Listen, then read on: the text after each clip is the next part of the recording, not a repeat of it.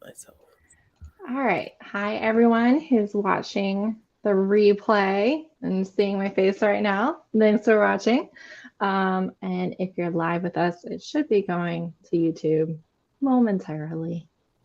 Usually takes like 30-ish seconds. So we'll see. It looks like we're live. Okay. Perfect. All right. So, hi. Thanks for being here. Thanks for watching. I'm Heather. This is my channel, BookTubes. And I would like for everybody to introduce themselves. If you want to just tell them your primary platform that they can find you on, everybody is obviously linked in the description because I'm a professional. But if you want to tell them your primary platform, and then you can also say, if you want, whatever your experience with starting romances, or like if you're primarily a reader, an author, all those things that they might not know if they don't know who you are. And we are going to go in clockwise order. So you didn't let me ruin it and make somebody else go first. You already knew what I was up to. Also, it's not fair. Hi, everybody. I'm Izzy from Happy for Now. I'm a romance reader, and I do talk a lot about romance news and badly behaved people in the community. So I just feel like it's gonna be a party for me. All right, I'm Aaron, and I'm from Aaron's Reading Room is my YouTube channel. I'm also a host of the Categorically Romance podcast. I'm a romance reader. I am an unpublished dabbler in writing, and yeah, that's me.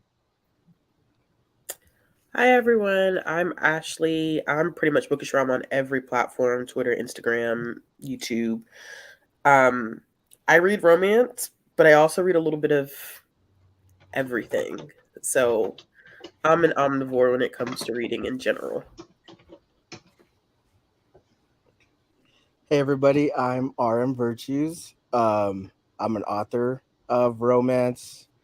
I kind of dabble in horror subgenre and fantasy. And you can find me at RM Virtues on pretty much every platform. Yes. And I mean, did he write Greek retellings? Yes.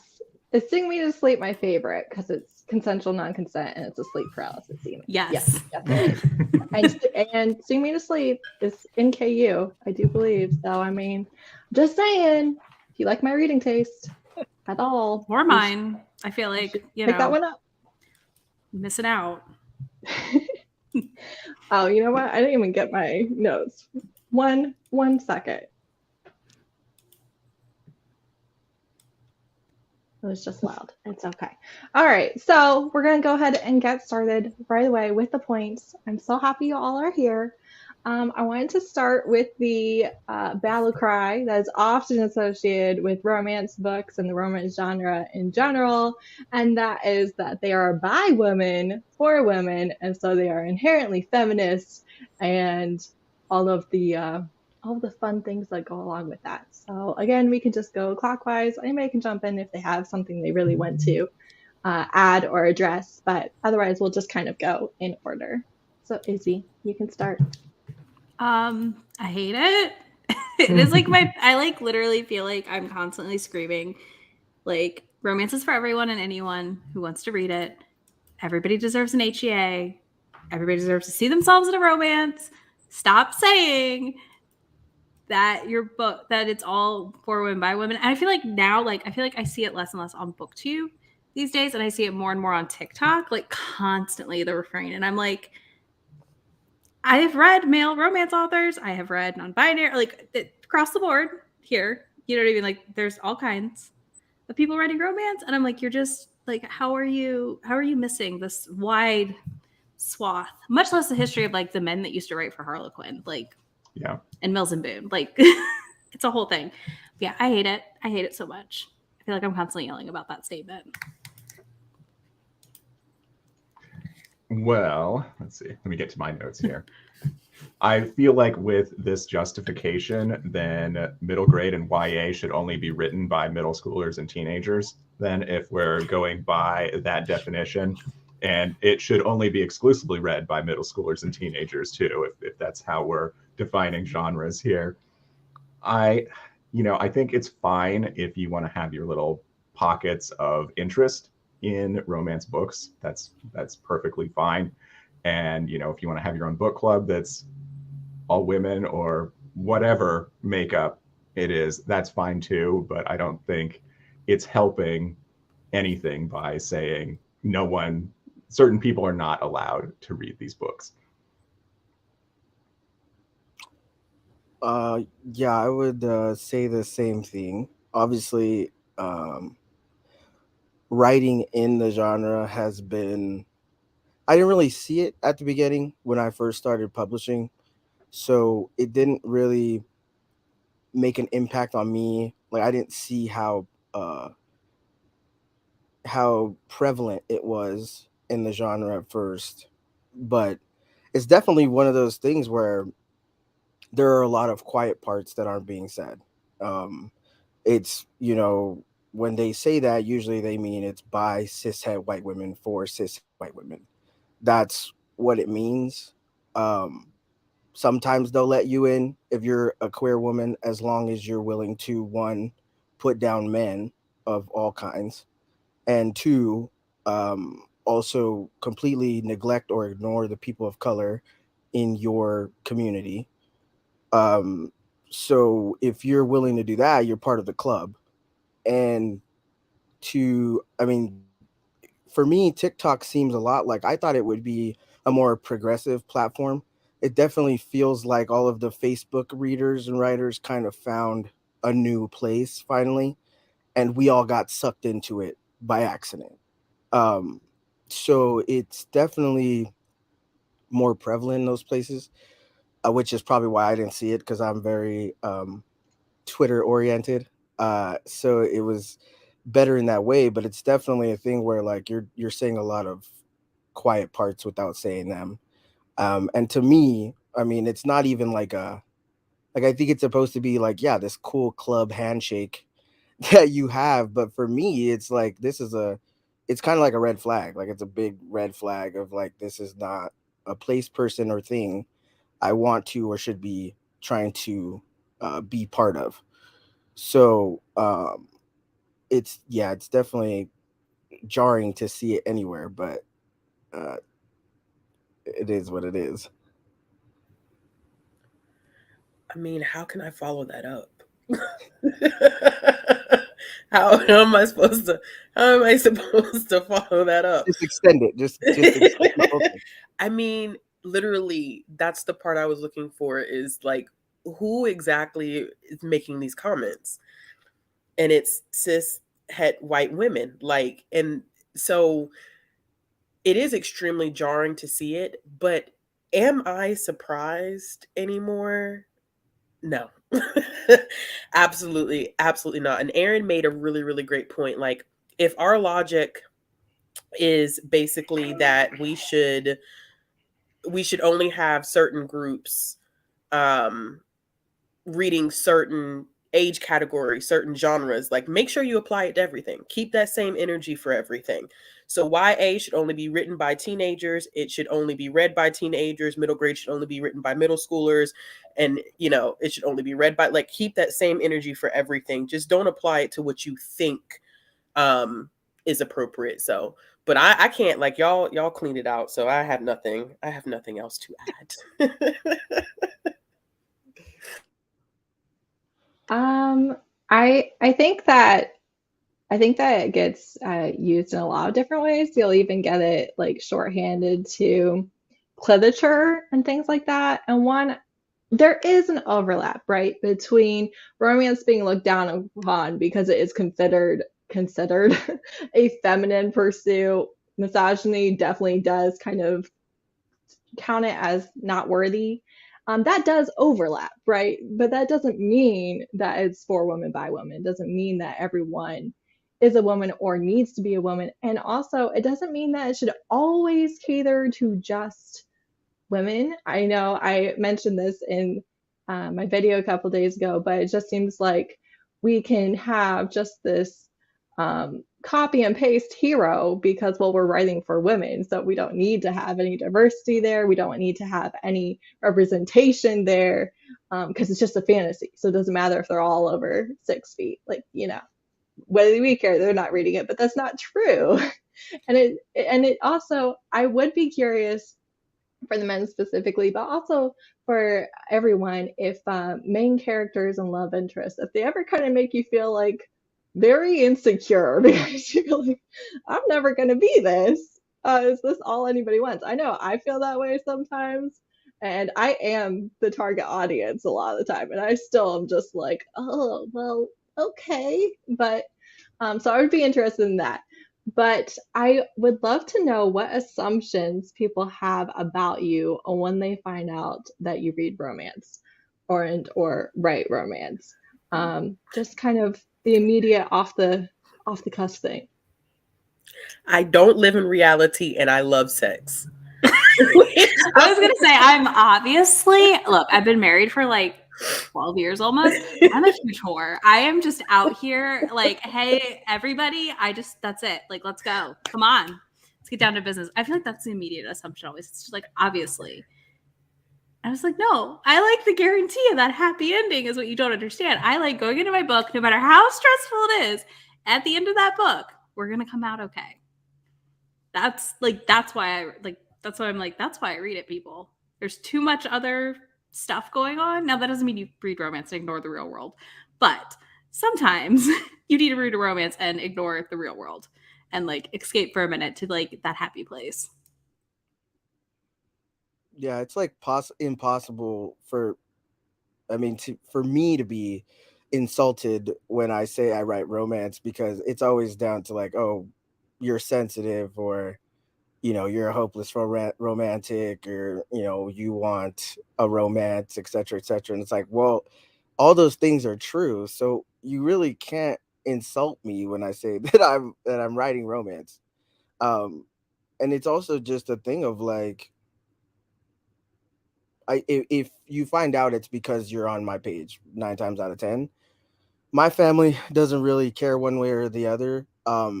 They're very just like, okay, well, as long as you're not, killing anybody, or, selling, drugs or whatever, like in that way of being kind of just a dysfunctional family of like, we understand that there are things that are worse than other things, so we're not gonna tell you anything.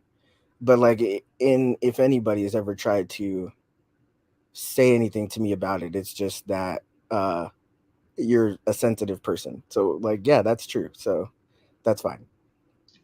I would be very curious to know if they think you write romance because you're not capable of writing anything else. Is that like a comment that you've ever gotten, that romance is easier to write? I've never gotten that comment. I've seen the comment. I've never gotten that comment. And I think, honestly, more to the other point would be kind of that I don't write romance, or like it's more fantasy, more action, or more horror for Sing Me to Sleep than romance. And it's whatever. If you read it and saw that, okay, I don't know how, but all right, to each their own.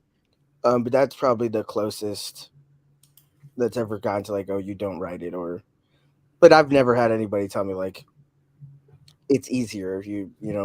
Are you saying that you can't write, horror or high fantasy or whatever?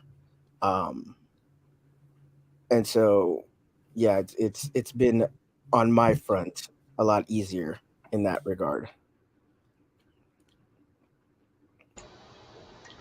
I've never really had anyone come after me when I tell them that I read romance. That's probably because I'm 39 and I don't hang out with people that I don't enjoy. So I've kind of established my boundaries with people and my friends and everything. The reaction I usually get is I'll get this kind of like side eye and like, really? Just kind of a confused question of that's what you're reading. And usually I'll just get like an odd nod when I tell people that I dabble in writing it. The argument, though, that writing romance is easier than another genre, I feel like is garbage, because trying to balance emotional conflicts and goals and motivations along with another plot as well, just going on outside the couple, it's difficult. It's really hard to get it right and to get it good, because we've all read romances that just don't hit, and because one of those things was missing. And that it's predictable. I got into reading romance because I wasn't the fastest reader at one point in my life, but I decided I wanted to be at least well read in one genre, and I enjoyed science fiction a lot. So I read, it's like 100 best sci-fi books ever written before the year 2000 or something like that. And this list was mostly white, male, dead, straight, And so after I finished that, I was like, okay, I need to read some other stuff. And so I went out and specifically read things by non-men of color. And I read The Wedding Date, and I was just like, that was it. I was done at that point. But science fiction is predictable as well. Like the amount that I've read, and if I read something new, I'm like, oh, that's like this, and this book, So it's nothing unique to romance that you get these similar stories over and over again. But it's the thing too, is like when you're writing romance, you're writing two genres. Like how often is it that there's only really just the romance, because you are writing, a fantasy or horror or sci-fi, or even just like, um, you know, in a contemporary setting. It's this thing of like you want to be both, I mean, literarily, or whatever kind of word you want to use for that, like a literary novel, but also with a love story. Like it's really not like, I don't know why people think like, oh, you just push them together. Like I don't know if you know how people work, but that's not how people work. And so it's like, yeah, we kind of have to do some heavy lifting to make sure it's believable, um and that it is at the end of the day enough to make people happy, to satisfy people, and make you believe like, yeah, that was a happy ending.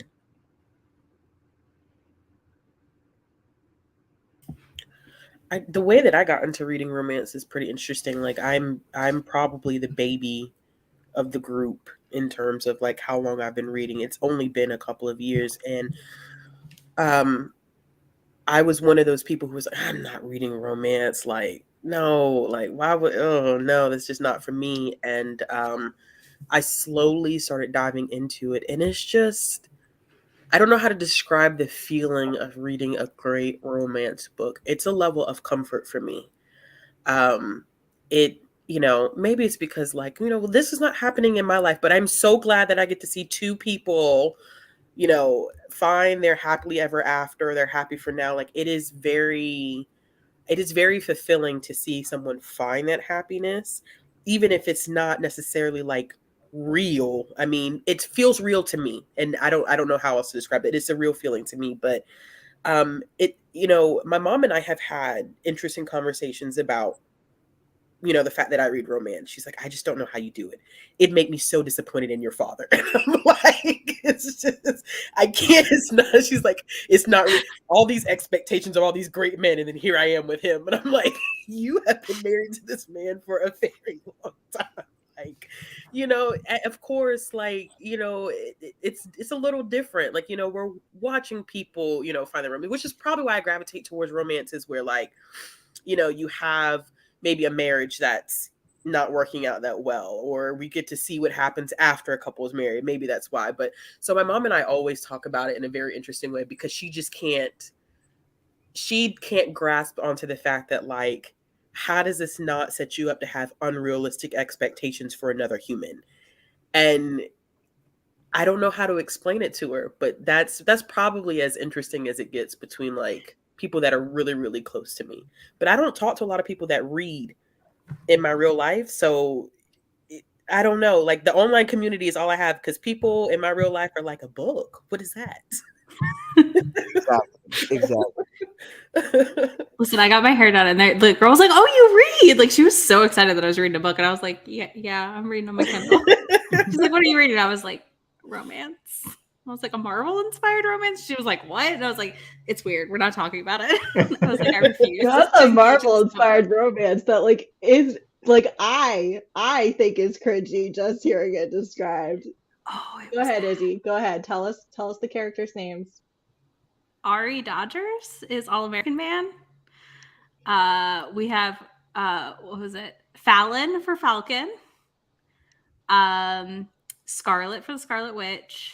What else? Watcher is Vision. Watcher. There's a vlog coming next week. Don't worry. Don't read them. Just watch the vlogs. It'll be more fun. It's been a good time.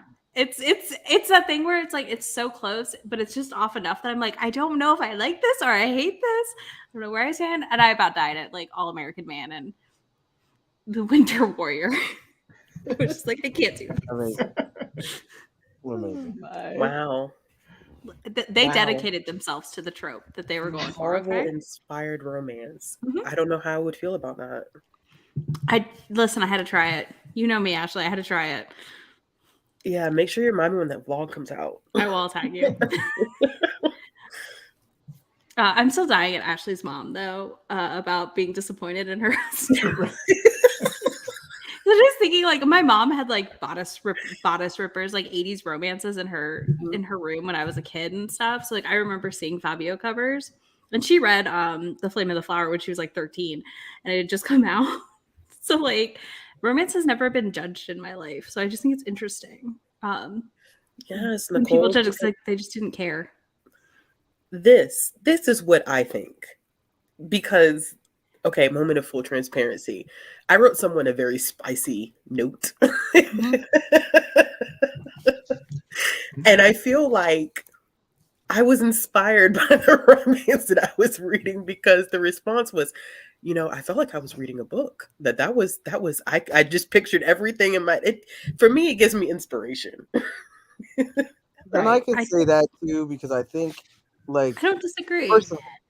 First of all, all the men in my family were trash, so it wasn't like I had any expectations to go off to begin with, like good expectations.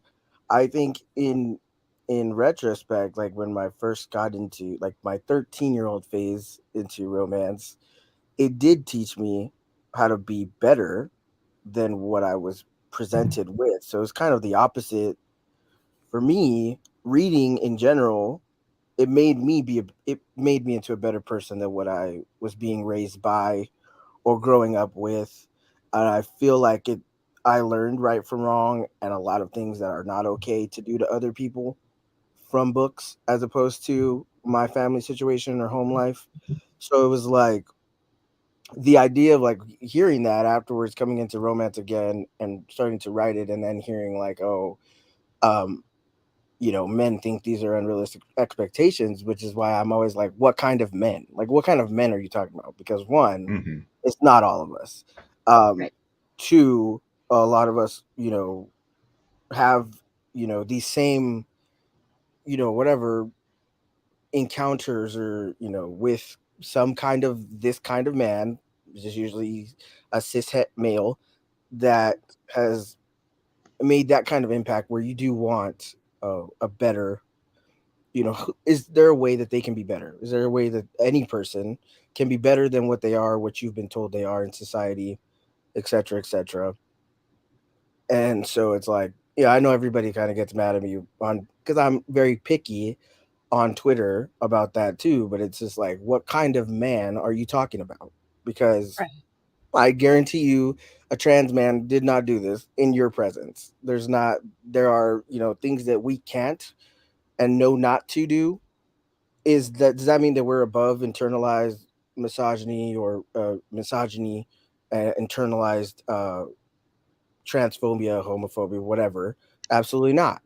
But 9 times out of 10, you're not. I mean, we're not the ones that you're talking about, right? So it's just it comes off of that same thing of like, yeah, to you maybe these are unrealistic expectations because you settled or put the bar really low. like really the bare minimum. I mean, at least in if you're reading like a fantasy book, then yeah, it's gonna be kind of, unrealistic, because that's the point. But like most of the things that people are saying are unrealistic is like, oh, he's really nice. He actually held the Right. door open Yeah. or whatever. And If I'm like, your minimum for you're like a partner okay? is it niceness also, like Exactly. what are Yeah, you doing? exactly. It's just Yeah. general respect. Like this person's treating her like a person. He's so unrealistic. I'm sorry, what? Yeah. Like Right. this is, and maybe like for me, as somebody who's like, yeah, I grew up the way I grew up. Like there was a lot of abuse, there was a lot of disrespect, there wasn't a lot of respect in general. To Right. come from that and realizing I don't want to feel like this, one, and I don't want to be treated like this, and then two, I don't want to make other people feel the way that I feel right now. And I guess maybe not everybody learned those types of lessons like great, but at the same time, like you're acting like the most basic human decency between two Right. people is like the top, like you're Right. unworthy. And I'm like, Mhm. we have to have a talk. If this is what we're Right. thinking about, we don't deserve basic human decency. Like we should probably have a discussion, Right. because that is worrisome at the very least. I mean, Right. I think it's so Mhm. reflective of like cis het relationships too, though, where it's just like, oh, he was nice like twice, and then he's nasty to them the rest, and you're like, Yeah. what? Right. Like people will be like amazed at things my partner does for me, and I'm like, he's just a decent human. Right. Like, there's no, like, do you know what I mean? Like, I was like, I don't understand. What do you mean your partner won't like go to the bookstore with you and hold your books? Like, I don't understand why that's like a paragon Right. of, you know what I mean? Like, Yeah. that's a very simple thing to do. And like literally he follows me around Barnes and Noble and just holds my stack of books. And people are like, And oh my God, that's the But they sweetest also thing. look down on it too, because like if you get Yeah. the other side, Right. it's like, oh Yeah. well, aren't you a feminist? Aren't you independent? Yeah. They shouldn't be doing that for you. Why do you need them to do that for you? And it's like, girl, I can don't you? like, that's what he wants to do. He's like, here, I'll hold Why are him. you so bothered though? Right. That's That not too. Right. What is going on? Like, if you want to be independent, absolutely. It's not about I need this done. It would be nice if this were done every once in a Right. while. Yeah. Like, why do you have to be? And that's like, my godmom is very much pro. I don't need a man. I don't need anything they can offer me. I can do all this myself. And I'm like, that's great. I personally would rather have somebody I could call to be like, hey, look, I can't lift this myself or whatever, because like I'm disabled now. That's like a whole thing I have to do anyway. But it's just like you don't like asking for help. Like Right. you're Exactly. Which that's a trauma response. It Not is when a right. trauma response. everybody Exactly. ever. It's not a healthy thing. It's not like a badge of honor. It's not a good thing. Plus, it's not that you aren't capable of doing the things, or that you are lazy, or that you don't like. That's not what it is. You should be with somebody who enriches your life in whatever way that might be. It might be literally just they are emotionally there for you. Maybe they don't add much more to your life. Maybe that's it. It doesn't matter. But like, I know for me, I don't need my husband to be a bounty hunter. I don't need him to be the Don of a mafia. I don't need those things for my romance. I literally just need him to be nice to me. And you know what? Maybe the romance hero would think it was cute every time I said something sarcastic, and maybe my husband only thinks it's cute like 50% of the time.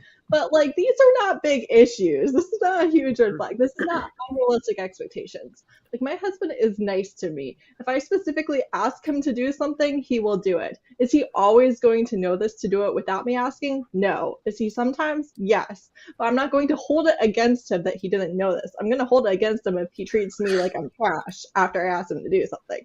That's going to be an issue. And that's the bare minimum. It's not something that is unrealistic. An orgasm and being nice is not unrealistic. It's really, Yeah. It's weird that people are like, well, if they're not the alpha of the werewolf pack, then it's not going to be good enough. Like, that's not what listen, we're I don't Yeah, know that's- why I'm not married to an alien or a monster. I'm very upset about this. Why isn't Why that real they're life? not extra hardware? Yeah, and it's like, look, if those things were actually things that we could acquire, they'd be part of the expectations too. I don't know why everybody thinks Mhm. that we don't put those expectations up there You're because absolutely right. Absolutely and correct. but again, it comes from like this thing of you're saying men these we have really high expectations for men. The fact of the matter is your expectations in real life are so low that these seem high, but on the opposite end of that, you hold female characters to impossibly high expectations when 9 times out of 10 you're self-inserting yourself into a story, and it's like, but she's not you and you're not her. Like, there's why do you have to keep her to this, all female characters have to be likable. Like, they have to be. It's something you have to do. Right. Why does she have to be likable? Why does she have Mhm. to be? And I think too is like, this is obviously something that, you know black women and women of color understand, that there's this impossible standard of all time in real life and in books to be perfect, to not fuck up, to not do anything that's like you can't come back from. And usually the things you can't come back from are very basic things that could absolutely happen to any person on a normal day. So like if you lash out or whatever at one person, you now are unworthy of respect, Right. love, and anything else in between. So it's like, to have those same expectations in one book is kind of, I mean, it's bewildering for one, but like it's just like the thing of like, how are you expecting her to never do anything wrong, but also this guy is just, he kills people for her sometimes, and that seems like enough. Like, okay, I Right. don't understand, but all right. See, I don't want my main character to be so dumb that I'm like, the only reason you're still alive is because the author decided you should be. Like, realistically speaking, this should not have ended well for you. That annoys me. But do I want my character to also be just like this perfect little ball of fluff who, like, everybody loves when they see her and feels like they need to protect, and she's clumsy and knows nothing, but hey, she's just pure goodness? No, I don't. I'm not pure goodness. And honestly, swear to God, those people annoy me. Like, I'm happy for you and your ball of sunshine, but you do annoy me, so just know that. And I think that's okay. Like, if you're not a little bit annoyed, I feel like I just would feel like this is not a real person, or a person Yeah. that I, relate to or can, have a conversation with, because, this is not realistic. But absolutely let her be a little bit. I mean, let them both be just a little bit like, I'm having a bad day, leave me the fuck alone. Or, this is a Yeah. stressful situation and I'm stressed. Like, that's okay. Why does everybody have to be cool, calm, and collected all the time? This is unhealthy and unrealistic. And I love So when they yeah. have that, or they have a misunderstanding or whatever, and or even like the hero is like, hey, like, no, don't do that. But like they talk about it, they communicate, and then the relationship progresses in the book from that point. And it's not at the 90% mark. It's early on because they are getting used to each other. They are finding out how each other's personalities are, how they deal when they're stressed. Like, what is your coping mechanism when you have a bad day? Those are things that you have to communicate to each other. Do I want you to be glued to my side, or do I literally not want to see you for 3 hours? Like, this needs to be known. And you are going to mess up, especially at the beginning. That's why I really do like for internal conflicts amongst the couple to be in the first 50%. And then, like, if you're going to have the big third act thing, it's an external thing. Because then Mhm. when their happily ever after happens a chapter later, I believe it because they've actually been solid for like the last 60% of the book. Yeah. Right, exactly. And I just prefer external conflict, just in general. Uh, Yeah, I I like mean, my internal conflicts to be small and dealt with in a conversation like the next page. Like like they talk to each other and that's it. That's what I like. yeah, like, because even if they're not like, they could be going through something, recovering from something, whatever, whatever. You could still have a conversation and be able to work with that, within the relationship, it doesn't have to be this thing where like, oh, I'm a broken person, so we're gonna have to not see each other for 6 weeks or whatever. Right. Like you can absolutely have boundaries and space to say, look, today's just not my day. I think I'm gonna take a day off, or take a day out, and I'll see you tomorrow or whatever. Like you Right. can have these adult conversations, and there can still be angst without making it Yeah. into this thing that is so large you actually really can't come back from it within the Right. space of the novel. And a lot of Yeah. people kind of might not realize that uh how damaging to a relationship that an early and very large argument can be. Right. um like where you're or even you're 80% into the book and she turns around and you know says something really rude, or he does something that's really uh you know bad, questionable even. And you kind of have to look at them like, are we going to be able to fix this in 20 Right. minutes, in 20%? Because I don't think so. Like now I feel like I'm not on board with them anymore. So it's like you got to be careful of that too, because I don't think a lot of people realize that. I think it's annoying when it feels like the author did it for the book and not because that couple would have had that issue. Like, Yeah. not every argument at the 80% mark is going to be a breakup. That just doesn't make sense for most couples. Most of us aren't going to break up and get back together. Does it happen? Absolutely. But enough for it to be such a thing? No. And then I'm like, okay, so this is just your formula. Like, this isn't this couple. This is just your book formula. And then it Yeah. takes me out. I think if there's any unrealistic expectation in romance, it would be the amount that a grand gesture fixes everything in certain situations. So it's like, oh well, I'll give you the big apology and the roses and whatever else, but as far as seeing me change my behavior that caused the problem initially, yeah, we're not going to see any of that. Right. Yeah, that's And I'm quick to dock a book for that. yeah. Like when the apology or the groveling or whatever does not add up to how extreme that conflict is, which to me is that point is like you said, RM, like that at that point you shouldn't have put it in there because you didn't have the space or capacity to fix it, Right. like realistically fix it.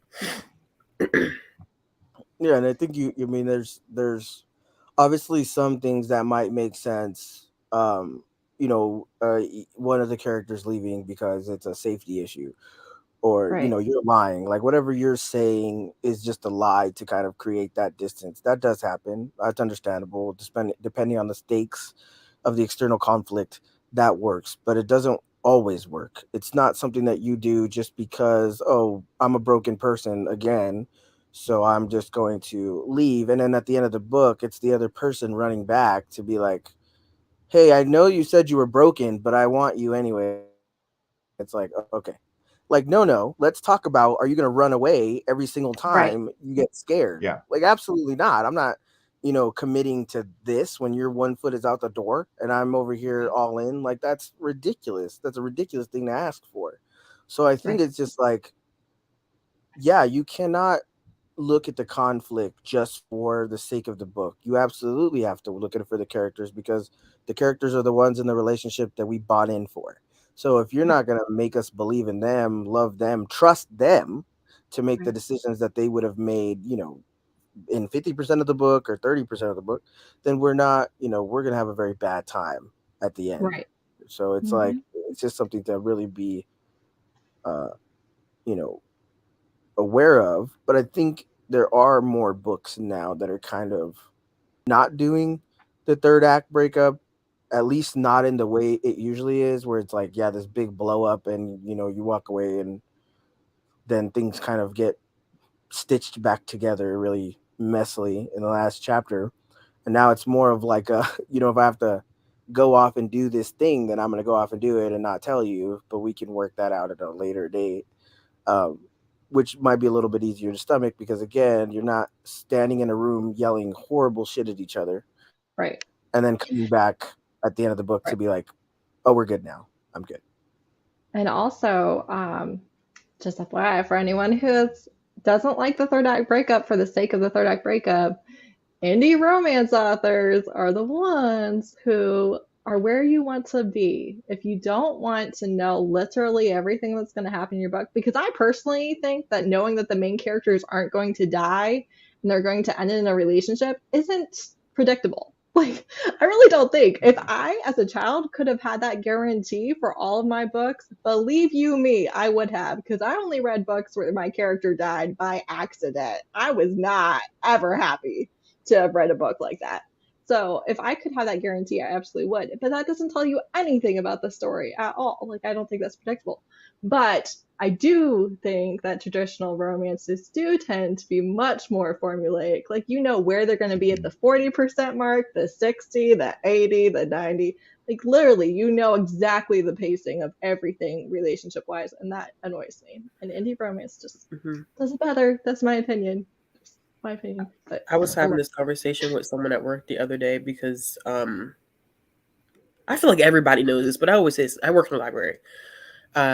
And we have been getting a lot more requests for purchasing of like indie romance, which is different because of the fact that for a lot of libraries, you follow a collection management policy, which sometimes says that there has to be professional reviews in a professional journal, whether that's Publishers Weekly, or Library Journal, or whatever the case may be. So it is harder to acquire or justify having independently published things within your collection, but we've been having some workarounds with stuff like that. So I was having a conversation with someone who does the selecting for that, and I was telling them, I was like, I typically stay away from traditionally published romance now.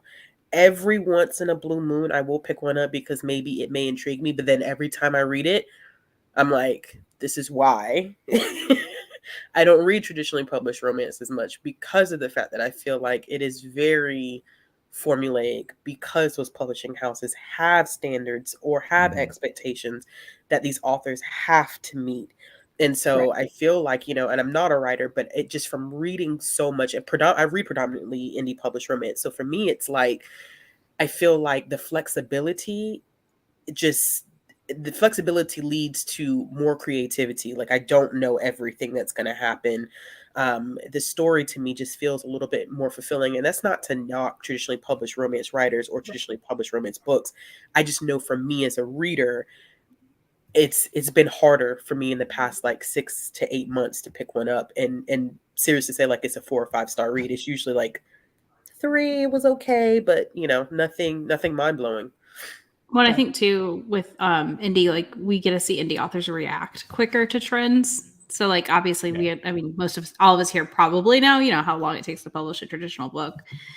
So I feel like right now we're getting stuff sometimes that I'm like, oh yeah, this was popular like 2 years ago, a year and a half ago. And like I feel like in like 2 years from now, we're gonna see like less third act breakups. It's gonna be weird. Like it's gonna be one of the things where we're all like, but wait, we've been reading this in indie, but oh look, it's finally here on this other half.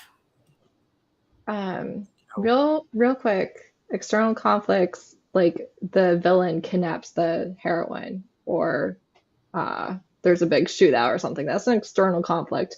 An internal conflict is a fight between the couple, is the issue within the relationship. An external conflict is stuff with the plot and the world is happening and creating a mess, not the couple themselves. So all of this kind of goes right into the next point, which is the lack of diversity in the romance and the people who are doing it well, which would mainly be indie authors, because they don't have to get past a committee of white women in publishing to get their story told. That is kind of the biggest thing. Again, like Ashley was saying, it's not so much the authors of traditionally published books that are so formulaic, it's the requirements that they have to get their book published. And it's also not so much traditional authors who don't care about diversity or who want their things diluted so that everyone can understand it and appreciate and like the taste, right? It doesn't have quite as much of a punch, so more people will read it. It's not so much the authors themselves who feel that way. That's the only story that they can get published. So, but I mean, if that's the cost of being published, right, is to put down your morals or throw your entire community under the bus, and you're willing to do that, I think then at some point it does become the responsibility of the authors and what they're putting out as a Absolutely. as a general representation of their community. um and I mean, I talk about it more so in like black YA space, because there are a lot of um books that are said, these are for black kids, and it's really just telling black kids how to acclimate or how to conform so that they're accepted by white people. That's what Right. it is. I don't think those are the things that our kids need to be reading to become better black people. But in the romance place, to some extent, yeah, it's definitely the publishing, of course, because yeah, that's literally the gate, and you keep that gate for very these very stringent expectations or qualifications for you to get your book published. um, but in that same vein, there are a lot of authors that go up into the cloud or whatever and immediately pretend like everything is fine, everything is cool up there, we're not be like we're being represented correctly. um and a lot of them will, I don't know a better way to say it, they'll kiss ass to get where they want to go. And it becomes so easy for them to turn on their community and say, all the harmful things, like, because you can find one black author for every shitty thing a white author does that's going to be like, oh yeah, that was fine, they did great, like I watched it all day yesterday. So it was like to see it and know that there are authors that will come to the defense of white people who do something that's racially insensitive, Right. or that will themselves do something racially insensitive and say, well, I'm black or I'm brown, so I get to say that, and despite their entire community screaming at them to stop. Like, it's definitely a point of like, how many of you went in there knowing that you were going to sell out, and how many of you went in there thinking you were going to change something, and then they changed you. Right. um so I think that's like, I mean, that's one reason that from the beginning, the first time I got a Twitter account, I was very loud and very vocal and very you know I kind of bought into the idea of being like, caping for everybody and saying my piece and making sure that I had a voice to say those things, so that if ever I do get picked up for a traditionally published book, everybody already knows. Like, I'm not changing. Like, whatever I said, like, there are receipts upon receipts of who I am and who I've been since I started publishing. So if you're going to, give me this deal, it's with the understanding that I'm not going to be your token black boy. I'm not going to be, this respectability politics in your Zoom rooms. Like, we're not going to do that.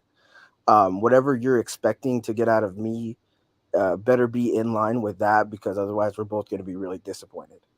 Um, and so it's definitely that thing of like, uh, you have to be conscious of it, and you have to know if this is really what you're willing to sacrifice. Are you willing to throw your community under the bus in whatever way, or somebody else's community, or do just uphold white supremacy in the publishing industry? Are you willing to do that? Because if you're willing to do that, you got to do one of two things. You either have to just accept you're going to be into publishing forever, or you have to admit that you're okay with white supremacy as long as you benefit from it. So I think that's definitely something that I'm very passionate about, is that just some authors need to do better too. Um, and we're Right. not wrong for asking that, right? So Absolutely.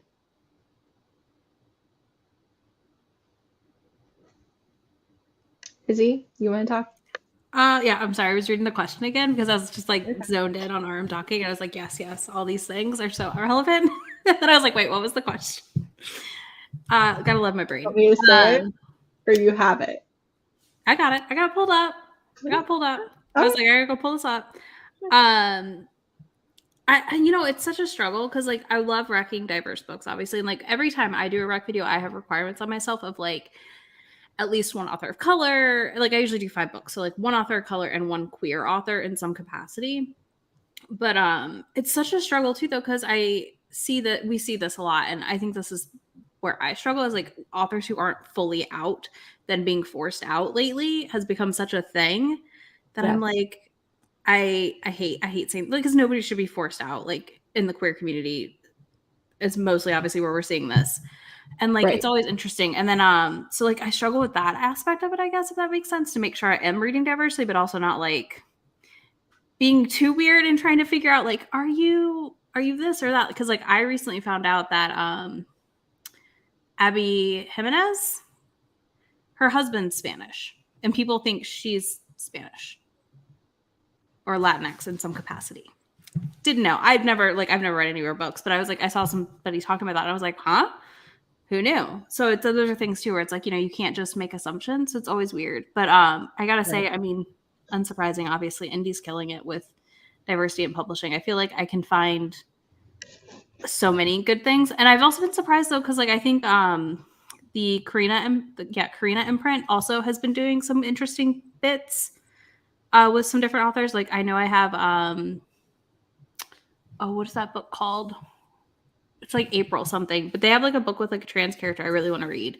And I was like surprised to see that from a main publisher of romance, because that's not something we're usually seeing in that genre. And I think Alexis Hall also has that historical coming out this summer. So, it's out there. I think people need to actually look for it and go to people that wreck it. Like instead of just like, What? oh, here's these same 4 Colleen Hoover books, and half of them aren't even romance.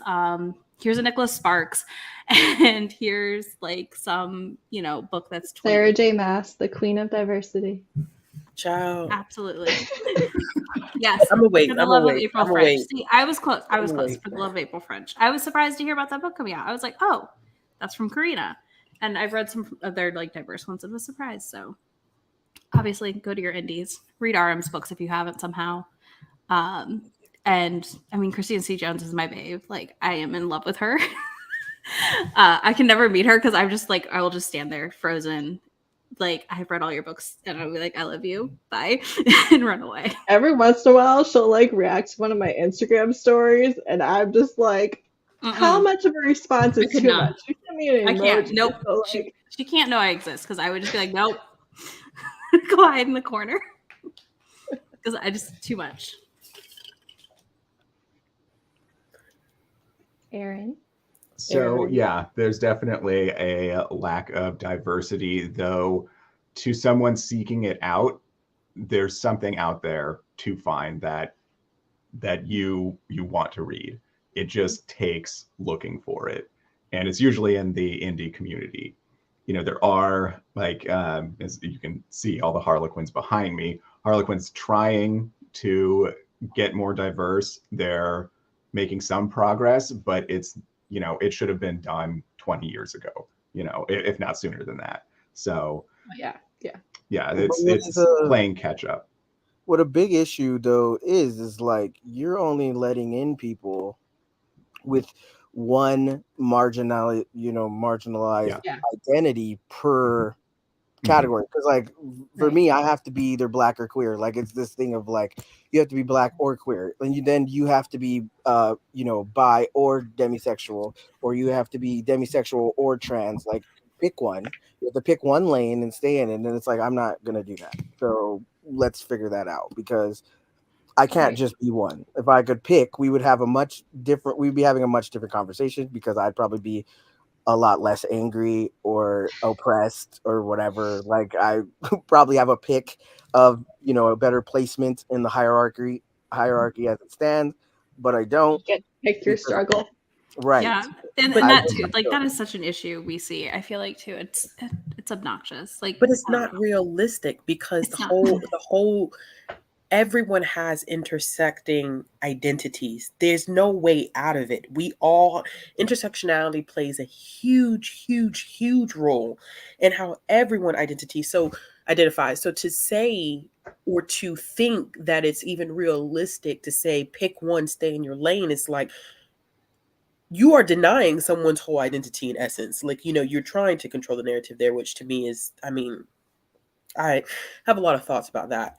Well, But that's just where it happens, where you're thinking of, oh, well, you have all of, because what they're thinking when you say I have intersecting identities, it's never like, oh, the way cis het white man has mhm, all these. It's always, oh, you have multiple things wrong with you. Like, Yeah. I don't know where we went from here to here, but like, if y'all don't understand socialism, or I mean socialization, then just say that, but don't sit here and act like, oh, you're the people that have intersecting identities. Like, no, like all of us do. all of Because us do. you're gonna sit there and say you're not more than one thing, because I'm gonna tell you right now, you're at least two things. like You're I lying. You're lying to yourself. Yeah, you're lying. Yeah. And I get it, Excuse me, because I want to be everybody just told one you, thing. right? Because That everybody sounds told so you that fun. you're normal, like you're the normal standard of people, so you don't have intersecting identities. But it's like, actually, you're not. There is no normal standard, whatever, and Right. that the basis foundation of white supremacy is that there is this normal that you have to aspire to, and like nobody wants to do that. First of all, no, like you could not pay me enough money to even pretend. That's why it's so jarring for me, because like as a kid I was like, man, wouldn't it be cool to be perceived as a cis het male? And now I'm like, the thought makes me ill, because I'm just like, no, I just want absolutely to not. share that normal is very boring. Also, I feel like whatever that normal people are chasing, like that just sounds like not a fun life in At any all. capacity. Yeah. In any kind of exclusionary community, it's destined to tear itself apart, because there's always another other somewhere, no matter how many people you remove. Exactly. Yeah. Right. That's You'll too. end up with only the most terrible people. The ones who Right. saw nothing wrong with it in the first place. I mean, yeah, and it's just that thing of like, there, yeah, you can find a minority. Like, that's just the thing. And obviously you're thinking, or like, cis het white men are thinking, oh well, there's still black people, there's still brown people, there's still indigenous people, there's still all these kinds of people. And then when we're done with those, then you could get to the women, and then you could get to the queer people, and then after that, well, then you can get to the disabled people or the neurodivergent people. Like, that was like, there was like a tweet a while back that was like, well, who would they pick on if all the minorities are gone? Like, what, like, do you ever think for 2 seconds what would happen if like you got rid of one group? Like, there'd be another one to take over. Like, that's the point. Mhm. So it's Like just a just thing. just white women who are all cis and all het, they can be very mean to each other. You don't need you don't need Mhm. any of the isms At to all. be Like, a terrible person to somebody else. Like just look at Congress and the Senate right now. Like, they are playing Hunger Games in these chambers. I swear to it, because the way that they talk to each other online is like, you guys have to share a building. I don't think I would. Like, I don't think I'd be going to work with any of you. Like, this is I mean, it's immature for one, but it's definitely that thing of like, y'all treat each other like this and expect us to believe that you have our best interest in mind. Like, this is Never, never, not not even never. close to what I would expect, for grown adults, but much less grown adult politicians. But that's just me. I guess our standards are very low, in the year 2022, as I've learned. So, it is what it is. But yeah, there's just so much, and that's like the thing too. Is like, we had that whole conversation about, oh well, white women can't oppress queer men, and it was the most mind-boggling thing that I'd ever heard in my life, because I'm sitting while there like, simultaneously saying some of the most awful things I've ever seen. But you know what? Those same white women need to read Sisters in Hate and really truly learn what they are capable of. Mhm. Because that's the whole issue right there with white supremacy, is that when people think racist, they think white supremacy. They think white men with tiki torches. not knowing that there are a lot of white women who keep that whole entire cycle going. But Mhm. because of the image that is often constructed in relation to white women, it's impossible. I can't be oppressive. Honey, listen, More oppressive. I'm gonna be honest. more More oppressive. in my This like if you ask me like, hey, do you want to sit next to this cis het white man or this white woman of unknown other marginalities? I'm going to say the cis het white man, and there's right. one reason alone. They don't have a defense. If they say something, derogatory, if they use a slur, if they use any kind of bigotry towards me, there is no shield. They don't get to hide behind tears or Right. whatever, Mhm. make it believable. Like, Right. will other white people probably still believe them? Yes, but they have less defenses, Right. and it's A white that woman is going to be believed over a black right, man almost X. Yes. and Yes. they know it, they know it. Risky. Yeah. So Much it I'm less all the becomes white women still married to the Republican husbands. Mm-hmm. Sorry, I I mean, didn't mean to it's talk over you. listen, I just was like, oh, like, yeah, and they say they have, oh well, we have differing views, but like, no, you don't actually, you don't. Right. no, um no. but it's just And that I Historically, feel his like women are often more petty and vindictive too. Like they'll go out of their way to do but subtle things. see, this is why I always have an issue, and it could be the history nerd in me or whatever the case may be. But people don't real. First of all, America has an issue with not knowing their history. Right. White women historically have been very powerful. The reason why black women wrap their hair to this day is because white women had a law established where we were forced to cover our hair because it was too appealing to white men. So Right. I can't ever, it infuriates me. And when I saw that conversation on Twitter, I was like, let me log off, because these are the same people who don't know anything of what has been done historically and the power that they have had historically.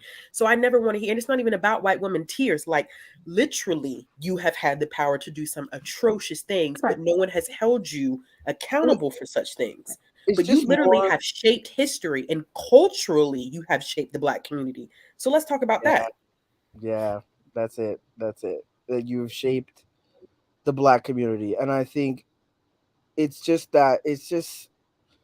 with white women usually, and in my experience personally, the women in my life versus the men in my life, the men in my life were very intentional about the harm that they were trying to do. They just did it. They didn't make excuses, they didn't do mind games. It was just straight, like, the physical abuse that I went, that was from a male, whereas a female is more psychological. There's a lot of psychological games, and I think it kind of transferred into a larger life, because honestly, the people that have been worse to me are liberal white women that like to make you think that you are fucking crazy, because they will go through the most, they have a long game in mind, and they will get you to it regardless of what think they're going to do.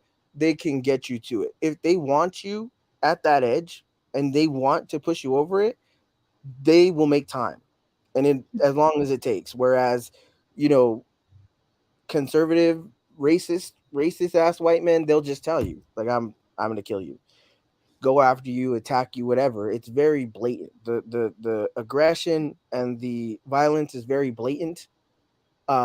With liberal white women, especially, it's a long game. It is gaslighting, it is manipulation, it is lying, and it is to the point where, there was um a video a while back on Twitter that was like, Southern racism will kill you themselves, Yeah. and Northern racism will get you to kill yourself for them, which is Mhm. exactly what it is. It's a mind fuck all the way around, and it's that kind of thing that when you get stuck in it, you don't realize it until you're halfway down the rabbit hole and in a lot of trouble. So I think that that's like something to really that's really put into perspective what it's like to be in the romance genre, and have these conversations, and then immediately have white women dissolve into tears or play Right. victim, or just like completely collapse. Like, you would think we were shooting people through the screen that day when we were talking about male romance. Like, you would Yeah. honestly think we were a mob running through people's cities. Like, it was the most amazing thing I'd ever seen, because, like, obviously in real life, I've seen, white women devolve in fucking Target over, being told no or whatever. Like, that shit is in real time. But to see it actually play out online, don't know where you live, don't know your real name, have never seen you, do not give a fuck about you, really, don't care, will not remember you tomorrow, but I will remember the dumb shit that you said. Because for me, it's just like, what was the point of me every day for 30 years educating myself to be a better person, and I still have to deal with dumb shit like this? What the hell is this? Like, this is so much for what? Like, it's just amazing. It's amazing how, I don't know, like, the racism has evolved alongside me, I guess, because it's just wild. Real quick side note, Ashley, I wanted you to comment on this comment about yes. I love, and I love CCJ. I'm obsessed with CCJ. Oh my gosh, I'm obsessed with that woman. It's disgusting. But this is what happens, and I'm gonna shit on the romance booktube book talk community a little bit. And y'all know I fuck with a lot of y'all a long way. Some of y'all I won't touch with a 10-foot pole, and that's just, y'all know me. That's how I keep it real. I think that sometimes what ends up happening is that we find that one diverse author, and we cling to them and we cling to them and we cling, and you have allowed someone to do the work for you, and you feel like because you have your one token, that's good enough. And I've always had that problem with the booktube community. I will have that problem with the booktube community until the day that I die, probably. I mean, it's just, I always have this issue that CCJ deserves her flowers. I would kiss the ground that when she gave me her grocery list, I damn would read it, because it's going to be fantastic. But I also don't want people to tokenize her and use that as their validation for quote unquote reading diverse. Right. You know what I'm saying? I think that like in this comment, there's Nicole Asher, Danielle Allen, there's Alexandra, like there's so many people. The list goes on and on and on and on.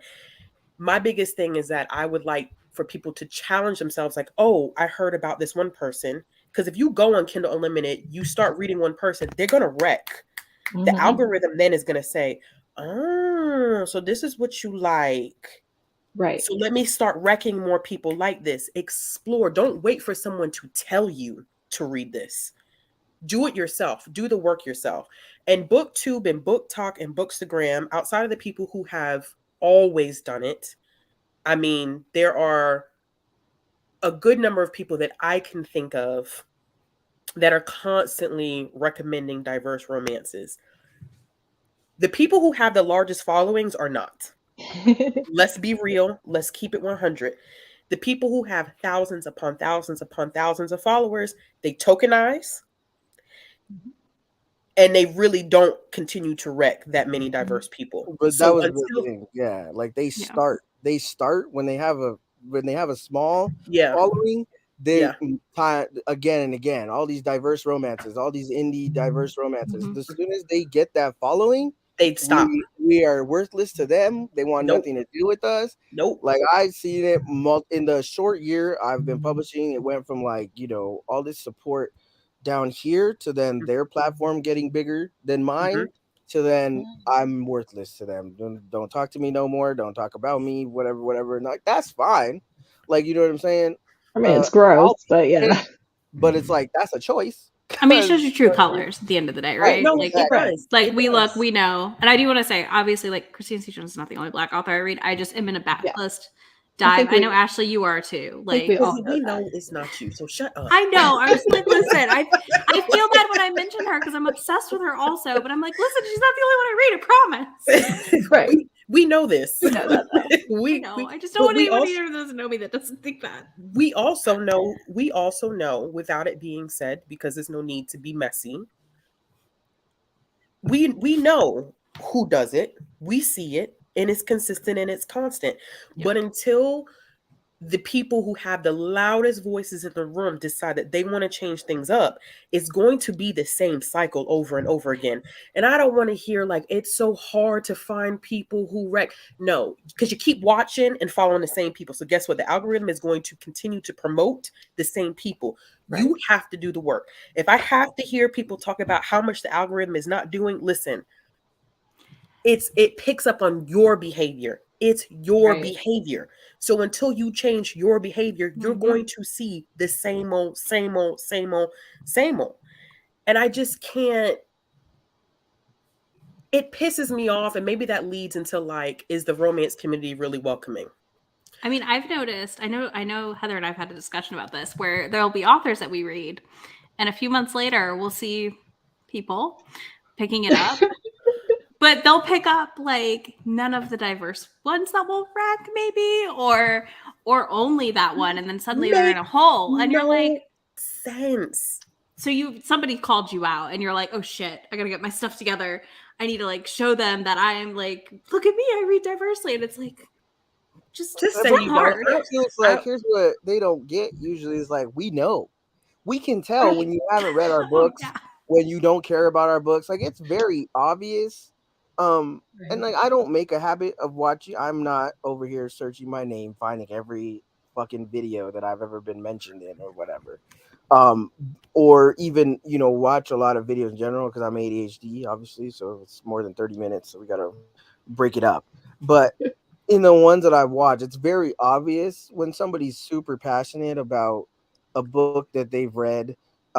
And then it's very obvious when you came up here to scream about this book into a vacuum, to pretend like you give a fuck about us. And it's not just, there's not any one type of person that does it, because I'll tell you, there are a lot of Black people that say, we care about Black authors, we care about indie Black authors, but it's like, well, what are you doing for us specifically, especially in the romance community? Like, what are you wrecking? If not, you say that you're asking everybody else, hey, why don't you care? But then you go to your page and it's fucking 600 IG posts of white. So why are we asking other people when we're not doing the work ourselves? It's like I don't get it, but like y'all, it's very, I mean, obviously it's a very hollow thing. Like, thanks for bringing it up, but also, what would help if you had a platform that people can look at and be like, oh, this is how, we're trying to do things. This is how we have to change and make these things realistic. No, it's basically just yelling at, everybody else and being like, well, what are you doing? Well, we could probably do it together or, ask each other. But it's just the thing, like if you're sitting on an empty, block and asking everybody else, like, how is that? Where are we going? What is that helping? Where are we going from here? So it's a bunch of things. It's just a bunch of hollow shit or empty altogether, not there. It's very a lot of levels of non-support, basically. Right. Yeah, it is. I think when it comes to, and I'm not a part, which is because of the way that I read, I don't consider myself to be a part of the romance tube community. Y'all know I hop in, hop out. Definitely not that on Instagram at all. Like I just kind of read whatever, but like it is disheartening to see larger creators who read nothing but romance and they are idolized and put on a platform for reading the most basic shit. And I don't, and sometimes I watch it just out of pure like fascination. Yeah, I really do. Like I I swear I do. Like I watch it out of pure fascination and I'm like, how do you get off reading about the same white people all of the damn time? Like I'm so confused about that. And I'm not saying that I don't read romance with white people, because I sure enough do. Not as much as other types of romance, but literally nothing but white people. And then you insert your occasional Beverly Jenkins book, and I'm like, you've got to be shitting me. And Yeah, people applaud behavior like that. You are applauding. It's like, oh my gosh, this person is amazing. They give the best recommendations. And I'm like, how, Sway? Where at? Where do they do that? That bare this is the minimum. best recommendations? Y'all have no standards. Bare Just minimum. say you have no Minimum. standards, no aspirations, no goals. You don't want to be better. I would rather people say, I don't want to read diverse. I only want to read about white people. That's how I feel. That's where I stand, and leave it at that. Just say it Right. and stop playing these games, because nobody has time for this shit anymore. This is real life for a lot of people. And yes, we're seeing it in a smaller microcosm of a reading community, but this is reality for a lot of people, a whole lot of people. And to see people play with it and to make money off of it, I be asking where my coins at, because you making money off of shit you ain't got no business making money off of, because you know this is not how you really feel. That's a problem too. That is. I Mhm. mean, it's the same thing. It's like so many people are willing to take the bare minimum of diversity, and then when we ask, those of us that are willing to ask for more, all of a sudden we're ungrateful. We should just take the crumbs. We should be Right. lucky we were even invited, etc., etc. It's like that fucking puppet in the pond or whatever. Everybody, the transphobia, we Right. should have just been glad that we were involved. And I'm like, actually, you can leave us the fuck out of it. Like, I don't want this. And that's why I'm always saying, like, when I say I want more diverse stories, when I say I want more black stories, that means I want a black person to tell me the fucking story. That's what I mean. When I say I want trans stories, I want a trans person to tell me the fucking story. That's what I mean. I'm not mincing words. I'm not asking, hey, white lady, could you please talk about me in your new book? For Right. please, I'm one of the good ones. Can you please just mention me by name? Fuck that. Don't mention me. Pretend you've never heard of me, because I don't want Yeah. anything to do with it. Like, if that's the best that y'all can do, where you don't even respect us enough to be like, hey, can you sensitivity read this? Hey, Right. can I ask you a couple questions and pay you for your time? Hey, can you help me with a couple things that I'm kind of, getting mixed reactions on or whatever? All you got to do is ask. Like, if you can't even do that, like, that just means that you actually don't give a shit about us. One, you're not interacting with our community and whatsoever, because it's like, oh well, it's so hard to find a sensitivity reader. You're telling me you have no trans friends and you're writing about trans people? Then Right. That stop was gonna be my point. I was like, That's the you Mhm. really problem you right think you should there. write that when you don't have friends Cut in it. that community or any? Right. And Mm. I'm over here trying to turn my closest friends into fucking sensitivity readers, or I'm over here asking my beta readers to do extra fucking work. Like, what are you talking about? Why are you asking your beta reader to sensitivity read? Those are not the same things. Right. You should not be having them do this job. That's a whole different job. Like, that's a whole different job. What you're telling me is you saw this person of this marginalization and you were like, I wonder if they'd beta read for me, but also make sure nothing in here is bad. And okay, if they tell me it's bad, I'm just gonna say that they lied when somebody asked me. What? Like, Right. it's never subtle. It's never well thought out. It's always just, well, I'm white, so everybody's gonna believe me. And I'm gonna cry while I tell Exactly. you that Well, I tell you I the didn't get story. the feedback in time because you're Ugh. giving me the Pawn and the Puppet flashbacks right now Ugh. watching Yep, those that's it. videos. Yeah. So Like, And I just that didn't also, was studying know. diversely is actually a financial risk. So, like, I've right. heard that one for Cora Riley and for uh, who else? Who else has like very recently been like, I remember that? Remember Isabella Starling when she released Oh yeah. that Black Love Romance on February 1st under a pen name, Mm-hmm. and then was like, I will never write outside my race again. It was like, you were so shady. It wasn't that you had a black character. You were so shady. It's not even funny. And all the Uh, Yeah. girls in her Facebook group, like, And, it's and, okay. and meanwhile, we still are promoting Cora Riley. Yeah, Oh, the core right. We stand Cora Riley. We read everything. Oh, her Like, fans are vicious. Also. her fans can kiss my natural black ass. Oh yeah, no, my no, no. thing I'm is not. I don't most, disagree with you, but they're vicious. Like they were but I'm in. saying, yes, the white readerships are often worse than the fucking author, which is why y'all be caping For who? Don't know you. Never met you. Right. Nothing. Here's the thing, You're all I'm around happy to here. cut any author out of my life as soon as they act up because I'm just like, hey, bye, you're off the TBR. I would Right. like Peace to out. say TBR is never everybody, ending. You right? don't Like have to. everybody last year that told me I was going to run out of people if I stopped reading, all these problematic authors won, and then if you don't read white authors at all, I read 2 white authors. That's it. I still have an overflowing TBR. I still have not finished every book that I've planned to read this year. I'm fine. So everybody who said that is a fucking liar. But in case there was any doubt, I just want to report back on my social experiment and let y'all know that you can absolutely still have a TBR while not reading shitty problematic people. Just a thought. Absolutely. It's time for the question. Um, do you feel welcome in the romance community?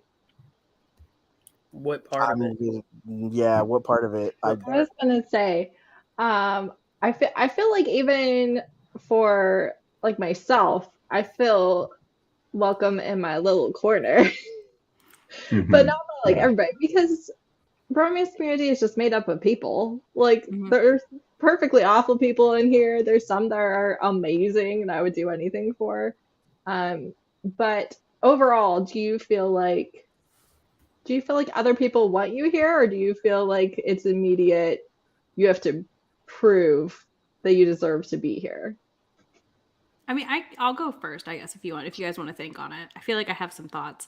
I think when it comes to my regular content, sure, yeah, fine. I get the occasional viewer that's a little weird, but as far as like other creators go, I'm sure a lot wish I would never do Romancelandia Monthly again, and never cover anything they do wrong or that their faves do wrong. But also, like, do I care? No, not really.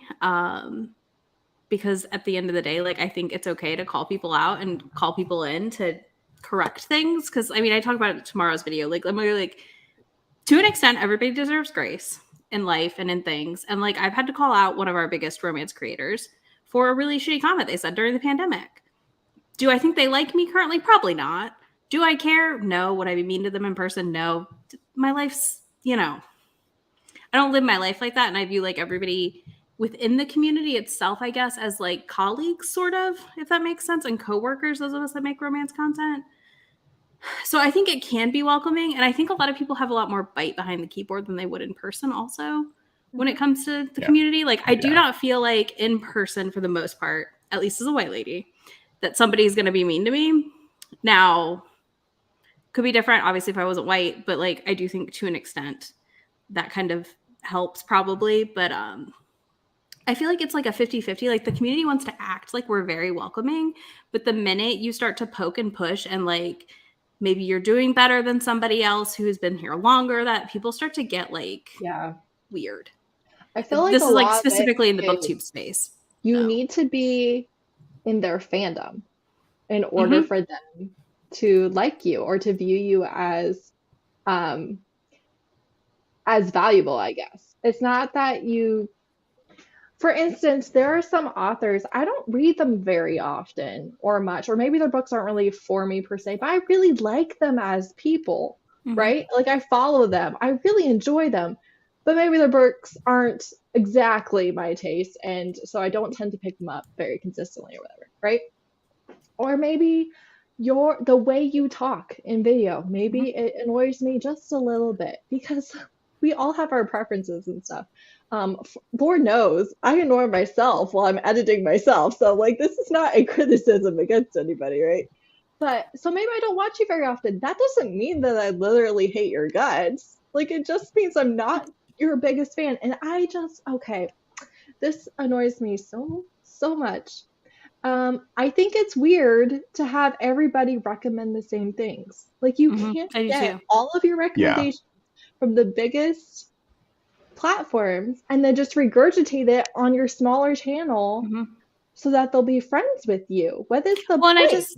And I think to an extent, everyone on BookTube, we're all colleagues in a weird way. Like, we make bookish content, and authors, same thing. Like, to an extent, you're kind of like colleagues in a weird way. And like, there's I mean, obviously, we're not talking about being nice to people who are like shitty people. I'm talking about just in general, like Southern politeness, I guess, in that way to an extent where you're just like, look, I'm not going to start a fight with you at a book convention. I'll say hi. I'll be nice. I don't really care because at the end of the day, I'm going to walk away and go live my life and you're going to go live yours. And it's like, what, I'm going to see you once a year. Like, but yeah, I don't think, like, I do think some people think you have to like watch all their videos and do all, and it's like, I don't have time for that. I gotta make my own content. There's a lot going on. Like, just because I haven't commented on a video doesn't mean I'm not watching either. And, sometimes it's just, you hit, I mean, listen, it's true though. I don't always comment.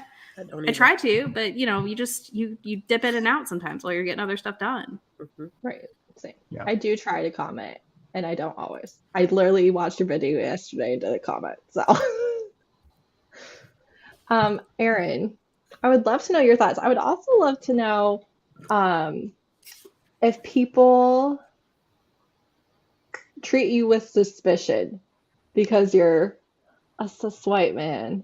Yeah, so I definitely stepped into the community with caution, and very slowly and delicately, because I had that fear as well, that it would just be, what's this guy doing reading romance and talking about romance, and especially it being an online thing with comments and things like that, because we all know that men on the internet are just scum. So it'd be easy to perceive me as just, some creepy guy trying to get an in somewhere. Right. But I have found, at least I've attached myself to the people that have welcomed me, is what I'll say. So Right. I'm not the kind of person that wastes any energy on anyone that's not worth it. So, I'm not going to go out of my way to try and get someone to like me that isn't likable, or, or is just, I think they're going to shout out my channel or whatever, which I've been doing BookTube for 6+ years and I don't even have 400 subscribers. So if I was in this for the fame, I would have quit a long time ago. So Right. But I find it, I have found a lot of camaraderie in the community, but that's with, people that have wanted my camaraderie. And, would some people still look at it as suspicious? Sure, fine, whatever. I don't care. I'm not going out of my way to try and convince you that, I'm something that you've convinced yourself that I am in your head. So Right. I know I mentioned this recently too. If like a guy is trying to become friends with me on Goodreads or sends me a DM or whatever, if we have literally anything in common, okay. But if we don't read the same genres, if you're just saying, hey, if you have nothing bookish, anything like, no, then no. But if you know the least tiniest bit about what I'm talking about, then cool. Okay, so you're valid. But yeah. Yes, my content is very specifically about the books and things. And I mean, there are some things that I can't do as a male, and that's sometimes the gushing over the appearance of certain cover models or things like that. It happens within this community. I myself would never do that, despite finding, a female cover model attractive or something like that. I'm not going to voice that, because the internet doesn't need any more of that, honestly. Right. And by the way, if you are not subscribed to Aaron, he is like the nicest person. So just save space. You should do it. I mean, I would not say that I feel welcome in the community as a whole. Even before, I got on Twitter and became very vocal and very loud. I actually think that people flock to me more now just so that they can pretend that they care, or that they did something, or that they were involved in something. I feel like I always get more followers after I've had this big, I had to go off on somebody. Yeah. So, and I've obviously a lot of people have, been up in that and I've had, 3 pretty large falling outs thus far. But like after the Violet Presca's fallout of 2021, fall 2021, there was a lot of apparently, people name dropping me or using my name to gain some kind of whatever. A lot of people who weren't a part of the monster anthology that pretended they were because of me, or that, they had something to do with me during that time. Um, so it Well, was now I feel like I should get the list of authors who are actually part of it because I for sure read a couple because they said they were, and I'm like, huh, I they have mean, a I'm, good I mean, there were a lot. Like, there were definitely a lot. I don't think, like most of the ones that I know that were involved that didn't blame me for not getting published afterwards, they are right. part of our word makers group, and they published um with each other in like a integrated series, Mhm. which is uncanny case files. Like most of them are in there, um, but it's like, you know, like just the amount of people that just like used me, and I didn't find out until later, right? So like, if you saw my blow up, I don't know, last month, it's just it all runs together now. But like, Kay Sterling was one author that like kind of targeted me after the VGP thing and made friends with me, not realizing that I was being manipulated again, isolated from the rest of my group. And her using my name to get her, her foot in the door for a trad pub deal, writing, you guessed it, MM.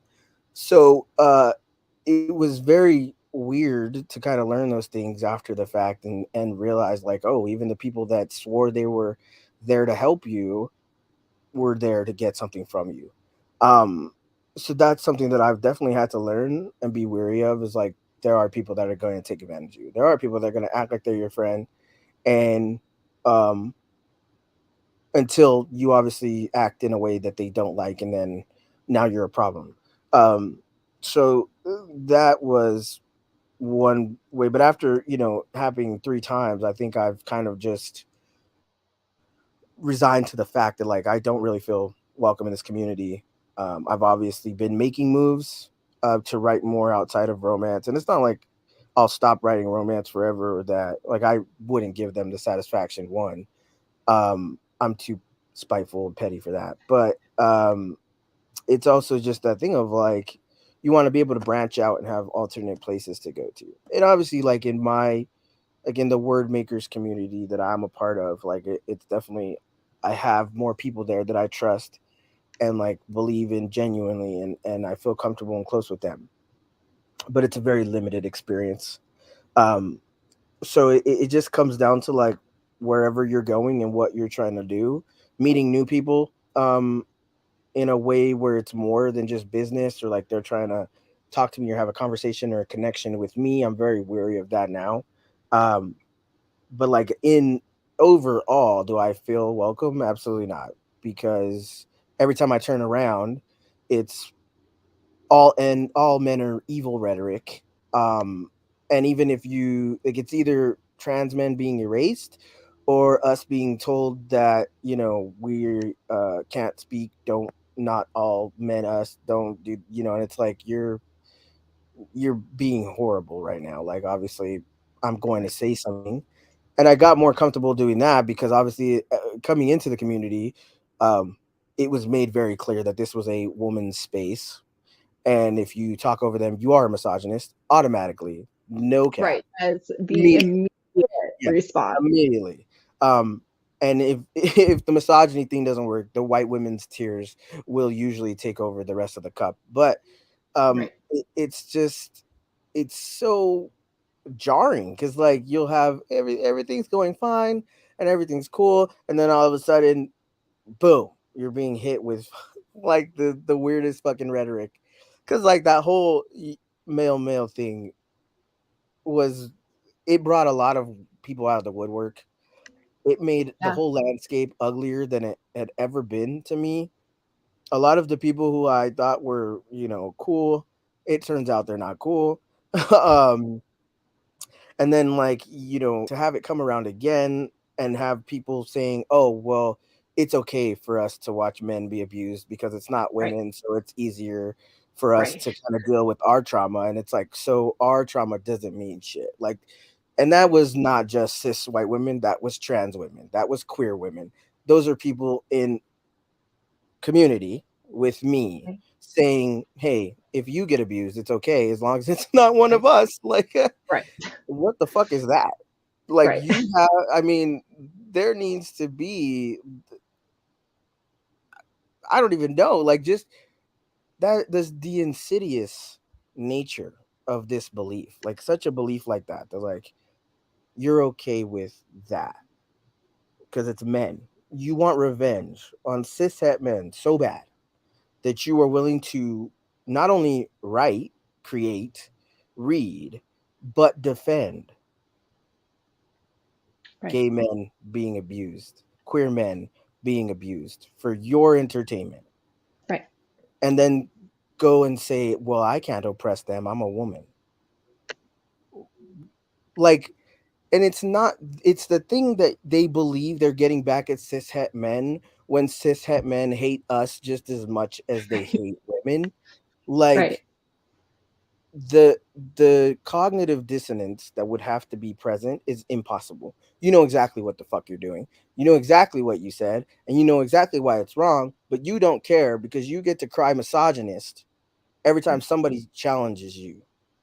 Um the fact that, like, that whole thing went down and a queer black man asked a simple question, but because he didn't ask it in a way that they liked, Right. it became 2 days of calling him a pedophile and a groomer and every language on earth. Um, and to turn around and be like, "Oh yeah, he's the misogynist. He's the problem." Right. No self-reflection whatsoever. Y'all were looking across the table at your friends, calling a person you don't know a pedophile. Mm-hmm. And now that the same rhetoric that's being used to literally take away our rights, you were just spouting that all over Twitter and pretending like it did not at all affect real life in any sense of the word. Right. That is fucking delusional at best.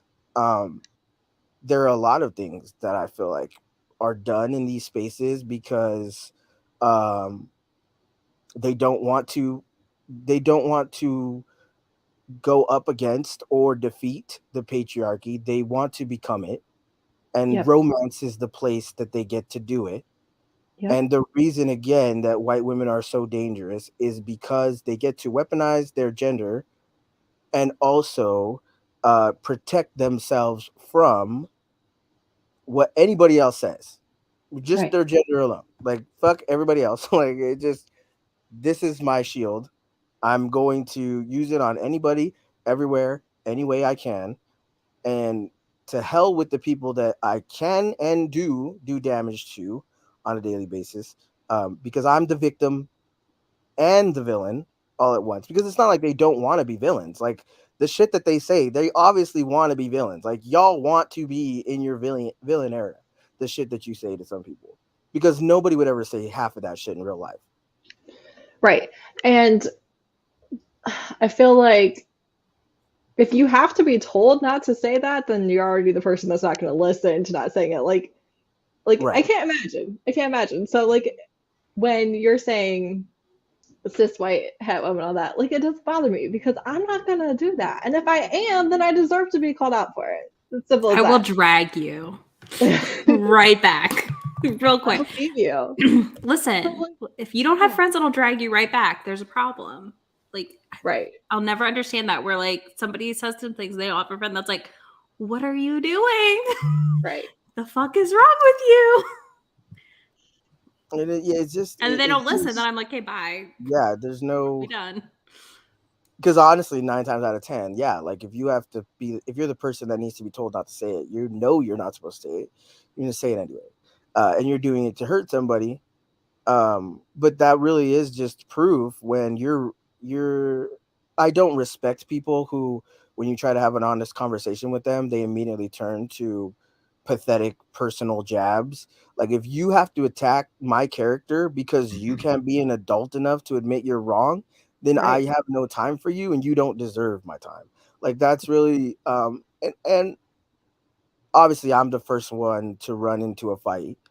And I think that has a lot to do with just the fact that like nobody fought for me when I was little, so I try to fight for everybody. It's not always good, it's not always healthy, it's not always fucking fun, but Mhm. it's that thing of like I don't want to be on the side of people that kept quiet when something was going wrong. Right.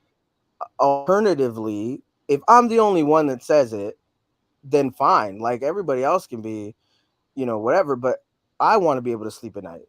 Um, I want to be able to say I did everything that I could to make this situation better. And like it's just that thing of yeah, there's a lot of people that say that they want change but don't actually want change. Either because they don't want to do the work or because they actually benefit off of the way things are now. So it would be counterproductive to do anything about it. Um, but it's just it's so disheartening, or because when I first came in, the reason that I even picked initials for my pen name was everybody was like, well, you have to pick a female name, and I was like, I just got my name changed. That's the last fucking thing I'm going to do for anybody. um I'm not going back into the closet and lying about who I am. Like that's not something that's going to happen. The fact you even asked me that, well, obviously me and that person don't fucking talk anymore. But it's just the fact of like that you feel comfortable asking somebody um something like that, or to expect that from somebody, uh because we're walking into a hostel like that. How scary is that to be told like, look, you're a man, so people are going to treat you not well. um and it's just that thing of like, what the fuck, like you can't go into male spaces because you're afraid of cishet men, and now you can't even write an entire genre because white women feel entitled and don't want to be pushed aside, and they want to cry about, well, I can't get published because I'm not diverse. But like, uh, look at the fucking numbers. Y'all do this fear mongering to Right. yourselves, Right. like and you do it so like literally making monsters out of fucking shadows on the wall. Like y'all are creative, I'll give you that, but calm the fuck down. Nobody's attacking you. Right.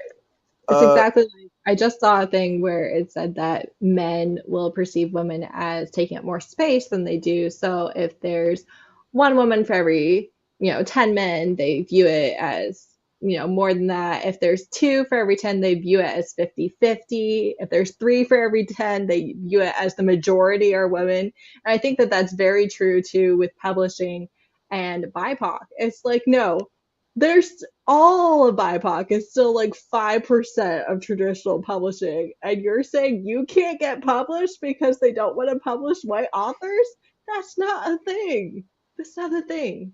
which is like it's so funny because like in those numbers and in these habits that they form or the way that they do things, you can see the patriarchy at work. Like you can literally see it. They Mm-hmm. took the same fucking model and made it smaller. Not much smaller because this is still $1 billion industry, but smaller on some Right. scale to them because they kind of, pushed cishet white men out. And it's not like there's not white men as, top agents and running literacy agencies and all this stuff. Like they're still there. Right. Y'all are fine with them. So maybe they're not actually your problem. Maybe the male part isn't your problem. Maybe it's the Right. fact that we aren't, you don't see trans men or gay men as important because they're not who you're trying to impress. They're not who you think is going to get you somewhere or do something for you, etc., etc. And it's like, that's fine that you don't want certain things from us, but that doesn't mean that we aren't worth uh, the time, space that everybody else is given.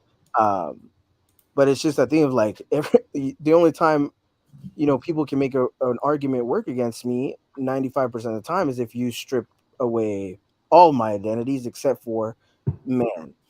Mhm. Unless you do that, uh, I have a good point and you hate it. Like, so you're that, well, just a man. It's just a man talking. Well, no, actually, not. But if that's what you have to tell yourself to make you feel like you're okay and righteous and a real good feminist, then I can't help you. Yeah. Um, People but show who they are when they're corrected. They really Well, and do. they don't want anything to be a monolith, but then they want to make that the monolith. Like, and that's the what, it's all men then, it's like, well, you're not taking into account anything else around their identity either. Then it's Right. You're using the opposite side of the coin to still promote Yeah. toxic masculinity. exactly Yeah. like it's all Exactly. leading right into the same thing. But they're so obsessed with this gender binary to begin with. Like that's a root issue is Right. they're so obsessed with this gender binary that if there are people within that binary that do not subscribe to it, their whole worldview is fucking thrown off and they have to go to war with Mhm. everybody and anybody in their path to write it again. And it's like, you don't, like, if you have to spill blood to fucking get your shit in order, we probably should be talking to somebody else and not online. Right. And it's just the weird, like I can't even explain it, but it's so much more serious than it should be or needs to be.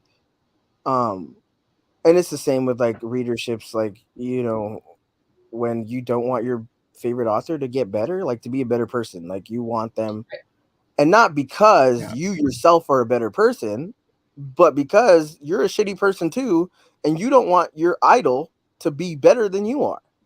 Like that's what it is. Like you want to keep them on your level. So readerships will band together into this one large shield to keep their favorite author from hearing the critique to begin with, and then telling them, "Oh, what you did wasn't wrong," so that they don't fix it. Um, and that's a choice. Again, I don't, you know, it's it's very telling. But yeah, I don't think I would ever feel comfortable in a place that is more preservative of white women's feelings than literally everybody else. Right. Because it's wild and it sucks because again, there are people in our own communities that will pretend or lie or take their side or gaslight their own community because they want to fit in and they want to be part of the club and they don't want to be kicked out and like it's embarrassing to me. I couldn't do it. God forbid any of them ever have to go back to indie publishing and face their community with the dumb shit they said. I don't want that experience. I don't, because I always think about, well, what if you come back? If you come back, can you look everybody in the eye and be like, Yeah. I am proud of the way I represented you? If you can't do that, I would just step down right now. Like it's really not worth it. Like Gods of Hunger was going to be audiobooks and they kept fucking with me about the ethnicities of the characters. And I told them like I put in my contract for a reason. And then to finally give me something ambiguous on the first one only to come back with the second set of voice actors and be like, I hope ethnicity is not going to be a deal breaker for you. And if we're going to do this every book, I'm out. Just Right. give me back my rights. You haven't even paid me my advance. Take it. Take this fucking contract. I don't want it. So it's definitely the thing of like, yeah, some of us are just more willing to be like, yeah, we're not doing this. And other people will very quickly be like, oh yeah, 100% sell out my community to get money. Go ahead. Yeah. Mm-mm. Yeah. But Ashley, do you feel welcome in the romance community? Do I give a fuck is the question. Do I give a fuck? No. Y'all know how I am. Man, I'm too old. I just put that video up yesterday. I don't know how much longer I'm finna be here. Like, I don't have the energy, and I could only speak because I've kind of like rolled my way off of Twitter. I'm not on Twitter. I can't. My stress levels in my heart just can't. I can't. Every time I pop onto Twitter, like something, and I can't do it. So mainly for me is seeing stuff on Instagram and the booktube community, and even then I'm so removed sometimes that no, I I have a lot of issues with things that I see, but people are not willing to change them. I feel comfortable like you, Heather, in my little pocket of y'all that I fuck with the long way. Like you know, if you're in a romance tube community, you know if I fuck with you and if I don't. I make that very clear. I make that very apparent. I don't want to feel welcome because what happens in the romance community is not something that I would ever want to be a part of. Mm-hmm. And I find so much, particularly in the romance tube community, I find a lot of ways that people move to be fascinating and just it's intriguing to me. It's very intriguing. And I think for a lot of people, I can't speak for people, but I can only go off of what you show me. And for a Right. lot of people, I think that this arena, this platform, the following, the comments, the praises, it is a sense of validation. Okay. I don't know Right. whether it's something that needs to be fulfilled in your personal life. I get it. I have a decent sized channel. I know how it's easy it is to get caught up in the hoopla of it all. But I don't want to be mixed up in that, man. I just see that it's the fraudulent behavior. It's the putting on a show. It's, you know, I ask people all the time, look at who you talk to in this community. Look at who you're friends with. And I tell you something about yourself. And no, your token black girl does not count. I don't give a damn what nobody says. I really don't. And if you know who I'm talking about, you can run and tell. I, I don't care because in person, the way I am on camera right here is the same way I am in person. I am that person that will ask for conflict face to face and in person. I'm the type of person that say have my bail money ready. Everybody's not like that. But that's Ashley, how I will have your bail money. that's how I just want to be with you when it happens, so I can also join it. grew up. So that's all that I like. I'm not me and conflict really. I don't have a problem with conflict, but a lot of people in this community like to be big and bad on a computer, on a keyboard. But I know face, and that's why I'm like, I don't really care because I know if I was to see you face to face, we wouldn't be having these same conversations right now. We Mhm. wouldn't be having the way that the energy that you have right now is not the same energy. So I just can't be so bothered. These people don't wipe my ass. They don't wipe my daughter's ass. They don't come and clean my house. They don't pay my bills. They don't get me to and from work. So, welcome or not, I really could care less at this point. I'm not asking to be welcome. I think that a lot of people have a long way to go in life. And if this is as good as it's going to get for you, and if this is your reality right now, in 20, 30 years, when y'all are 50 and 60 years old, you're going to have a big fucking wake up call because this can't last forever. And there are people who move in this community like this fame and this little bit of coins because not near one of us can live off this shit. If we're being Right. for real, Yeah. not near one of us can live off of this. So at the end of the day, if you gonna let this run your life for the next 10 years, I feel so bad for when you can't do this anymore because you cannot do this forever. Right. And I can't, I see it and I was just looking on my phone as we've been talking and just seeing stuff, y'all. Just seeing like even your own black people being tokenized in these groups on romance books. So I'm like, damn, you don't know that you were token? You can't see that you like these people are not your friends. They not, I don't give a damn what you say, what you think happens behind closed doors. You the only black person at the table. You Mhm. don't find that awkward? You don't find that weird? Not even like you the only person, like you're the only person of color at the table. Like Right. I couldn't do it and I won't do it. And so no, I'm probably not. I'm barely welcome in the booktube community. So let's even talk about the romance community. So no, I'm not, and I don't care. Well, I think that's like honestly, I feel like if I was, yeah, like if I was welcome, it would be because I sold out in some place to somebody.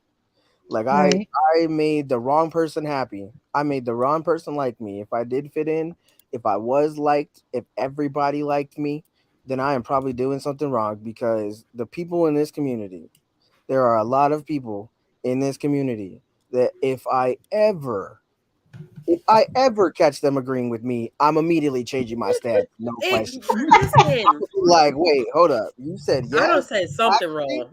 I take that shit back. I take that shit all the way back. I gotta go back to the She's gonna drawing go board. delete this real quick. This is not happening. Yeah, one of two things happened. Either I misspoke, I overgeneralized, and you took it as a signal that we are on the same team.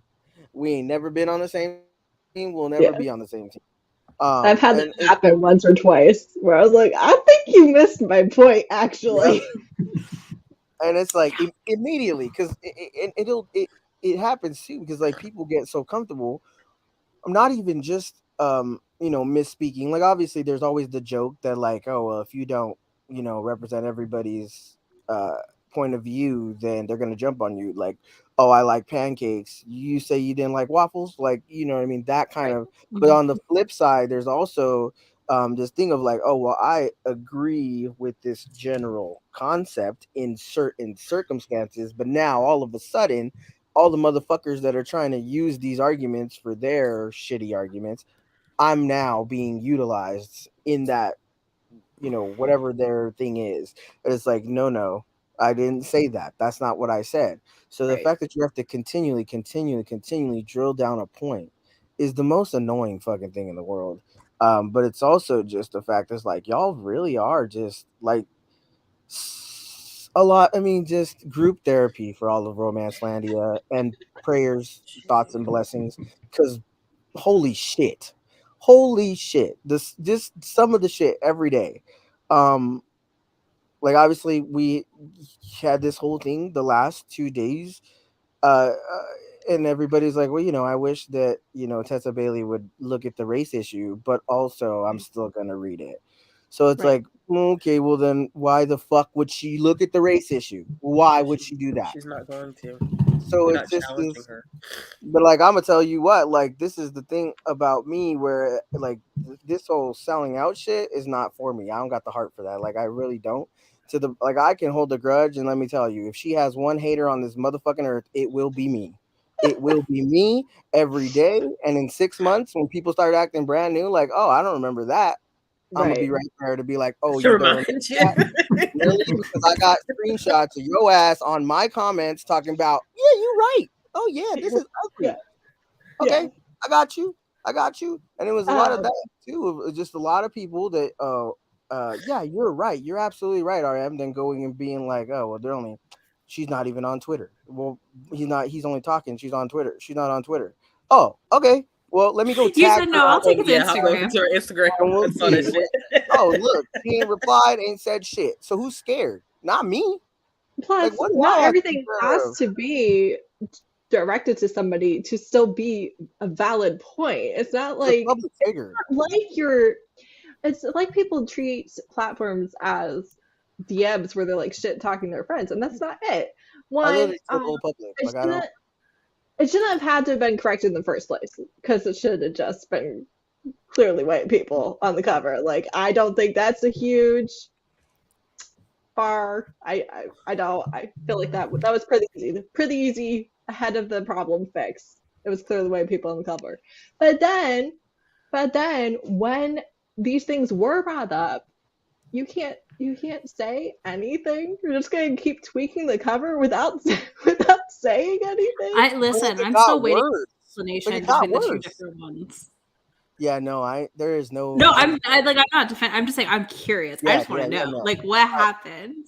But Was there a like, I secret want to bet. combo? Like, what did we do? I'm a bet. I already bet $20 that she's gonna change something in the final draft that's gonna try and justify it. Especially now that they changed the tattoo, she's gonna be like, she's not gonna be north of translucent anymore. She's gonna be tan in the book. Yep. So we gonna Oh see. yeah. But I don't know, because like apparently too, like it's not set where I thought it was set. Like it's not a tropical island. It's Cape Cod, Yeah, Massachusetts. see, you don't get tan like that I'm in Cape Cod. sorry. I'm Wait, so what? sorry. What? Golf rods I thought It's this in was Cape set in Cod? Yeah, I thought it yeah, was a tropical Massachusetts. setting. exactly. People. Y'all are I'm tanning done. like that in Cape Cod? Absolutely not. Listen, I don't know anything about Let me tanning. see it. Let me see it. I want to see everybody from Cape Cod right now in a lineup. You know, I would have believed it more if it was the Jersey Shore, because at least then, like, we Anywhere know that else. they're getting spray tan. Right. Right. Oh They're doing the GTL. It's my fine. One, gosh. I 100% thought that the love interest was at least partially Asian. I thought he was at least biracial for months. For months, I thought that. Then obviously very recently, I was like, oh no, it's just a white man. Okay. Then then you changed it. Again, the skin tone was kind of odd. Maybe that's your color story. I don't know. I'm just living over here. But it still seemed a little odd. And then you had the tattoo. Like there were just so many things that didn't have to happen. None of it like I was looking forward to the book, and I'm really mad because none of this didn't have to be an issue in the first place. None of it had to happen. Any of it. At all. Like there was literally you had 3 different chances to change it. And obviously, like I said, because Still didn't everybody say was anything. like she could still change it in the final draft. Okay, that's fine, but you're forgetting she still did a special edition with a brown man on the cover and another white love interest, and nobody saw it because it was in a book box, but somebody knew. It was on the artist page. Somebody bought the damn box. So if you're gonna sit here and tell me, oh well, nobody saw it, somebody saw it. Somebody Right. saw it. So for me to have to bring this up fucking months after it happens, and then Yeah. the I didn't defense, know about that at the all, defense but that I came did to see me, it. like the defense that came to me first, the first thing out of somebody's fucking mouth was, she's not the only one that's done that. Okay, well, did you call them out too? Because I can't see everything. Why the fuck am I the watchdog? If y'all don't get off your ass and do something, don't ever come to me talking about, oh, she's not the only one that did it. I feel Get them this. too.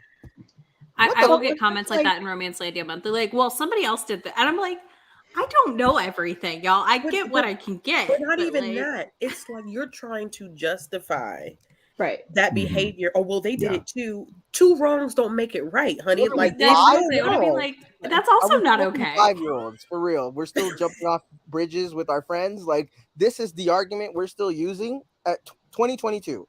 I am fucking 30 years old. I'm not doing this with you. Jump sound off like the my bridge if you want 2-year-old. to. I'm not fucking saving you, jumping off after you. You can go. Like you can literally go. Yeah, I it's don't. literally little kids being like, "Well, he hit me first." That Yeah, is my daughter. you're not supposed That to is my hit them. daughter. You That's know my that. daughter. Oh, listen, it's my children all day, every day. All the time. Avery hit me. Well, did you hit Avery? No, not me. I know you hit Avery. Like you can't come home from school telling me how Avery hit you. And I know that you hit Avery because y'all are Right. that age. Like it's And little kids, ridiculous. little kids are so well known too for coming home and saying, I got suspended because Johnny punched me. Yeah, but Johnny punched me because you kicked and bit him first. Right. Like you have to start with the But it's antagonist not. part of the story. Children learn real quick how to get ahead of a story. They really Exactly. do. You cut out the beginning. That's what you do. The inciting incident, you cut that shit Right. out. Right. And that's what they do on Twitter all the time because you constantly have people taking entire arguments out of context so that they can Mhm. be a victim. And it honestly, the way that they spin a story, amazing, immaculate. It This is is. why y'all still have jobs. 1, because you know how to play victim, and 2, because you can write a story decently. Unfortunately, you still need therapy. I'm so sorry. You cannot be fucking victimizing everybody else just because you're good at telling stories and being a liar. Like that's not a good enough reason for me. I'm so sorry because yeah, that too. Like big ass, big accounts were taking the whole thing out of context, taking out the fact that a black queer man was the one that said it, the one that started the questioning. And everybody wanted to throw around words like tone policing without knowing what it meant, or this fucking misogyny, you're a misogynist, etc., etc. And it's like at that point in my day I was just like, if that's what I gotta be to make y'all shut the fuck up, so be it, because at this point this is ridiculous, because it just the logic that has to be spun and made up and Frankensteined back together in order for most of these arguments to work is, again, super creative, congrats, but also very much in need of a professional and I don't say that lightly at Right. all whatsoever. That's one of the downfalls of having a forensic psychology degree in this community, is that it's very obvious what is happening, the larger game and the smaller games. And you go into these rooms knowing, like, you're an intelligent person. You walk into these, threads or issues or whatever, and understanding the mechanics at work, and you'll still have somebody who never picked up a book about anything in their life apparently, and tell you some shit that don't make no sense, and they are fully convinced that they are correct. And the confidence that this is done with is just overwhelming, to say the least. But it's just like, how do y'all move like this in a regular world? Like, this is ridiculous. But they do it. So In all seriousness, I have a narcissist in my life, and the way that woman can retell these stories, Yes. well, she believes every word that comes out of her mouth. But I'm like, I was there, and I've heard you tell it 6 times, and it's changed, it's progressed farther and farther from the truth until, like, this is the reality we're living in, but this isn't what happened. And it's one of those things too where she'll be like, I never said that. And I'm like, we're 30 seconds after saying it. It's not like I'm talking about a year Yeah. ago. We're Right. within a minute. There's yeah, Like, I was just to raised believe by it. 3 of them. So having all Yeah. 3 of them both lie to each other, like, they can tell 3 separate stories about the same exact Mhm. event, Mm-hmm. and then But they will still never be change at that fault. story. Will Exactly. never be the Never. problem. And I will have to stand there watching it like, did you didn't that's not what you said? Like, I obviously the gaslighting begins, because then it's a thing of like, no, I didn't say that, you're wrong, you're misunderstanding what I said, blah blah blah. I'm like, no, I'm actually not, but thank you for making my life more difficult, because now at 30 years old I still have to fucking call an adult to ask if I'm in the right. Everything I do has to be run by somebody else because I don't trust myself, which always Yeah. gets me into a worse fucking situation. So it's just like that thing of, yeah, like, I don't walk into arguments unless I'm 100% sure I know what I'm talking about. Right. So that's the plus side of being that way, but it's also a negative, because it's like, if I don't trust my gut and somebody fucks me over, I'm gonna feel guilty or at fault or whatever, because it's like, I trusted you and you took advantage of that. Um, but it's like, it's not even, the fact is, like, I would feel I would feel more respected if the people in Romance Landia were more, um I don't know, how's the nice way to say, just more You can say it the psychologically mean way. I sound. don't care. If they were actually actively trying to manipulate me in this very clever psychological thriller way, I might feel better. But it's the fact that y'all are just lying. Like, y'all are just out here lying, like, saying shit that isn't true, and Yeah. trying to make me believe it. And it's just like, what? Like, who in the world would believe that? That doesn't make any sense. And then still carry it for 100 more yards like that. That is the most disrespectful thing, I think. It's just to lie blatantly. Especially when you're taking issues out of context and putting it in a new thread so that you can just only have that little piece of whatever you believed in, or whatever helped you make your point. Um, No, I don't. I don't like it here at all. Ashley, you look like you have something to say. I think that for me, just kind of going to the question that was asked in the chat about authors making missteps, is that I think that as humans, we are bound inevitably to make mistakes. It is human nature. However, I think for me, like a lot of people have said, is that response is key, because I think sometimes when people respond, or they double down, or they don't want to take, accountability, and it is hard.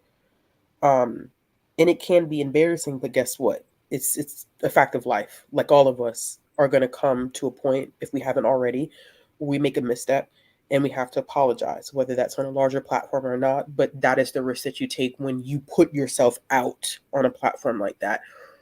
I think people have to realize that when people are not willing to acknowledge, or people don't see anything wrong, like with the whole Cora Riley situation, you know, it scares me because that's how they think and move in the real world outside of their book.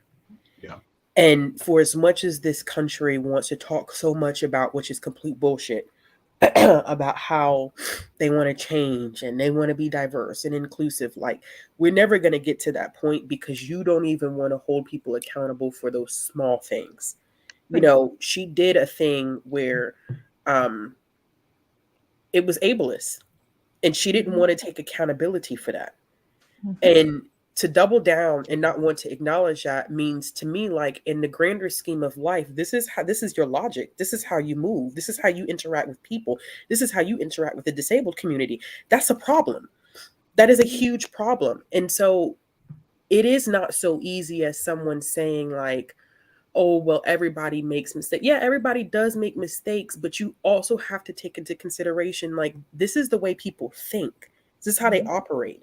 You can't separate the art from the artist for this very I reason. think for me, that's why it's very hard for me personally, and I've talked about this before. It is very hard for me to separate the art from the artist because of the fact that I feel like you draw so much on your own thought processes and how you view the world. Exactly. And so when you make those mistakes, I start to question, like, this is what you think as a person. And I have as a reader and a reviewer, have made missteps myself in how I have supported some authors in their views and perspectives of certain communities. Namely, I would specifically say, like, the Black community.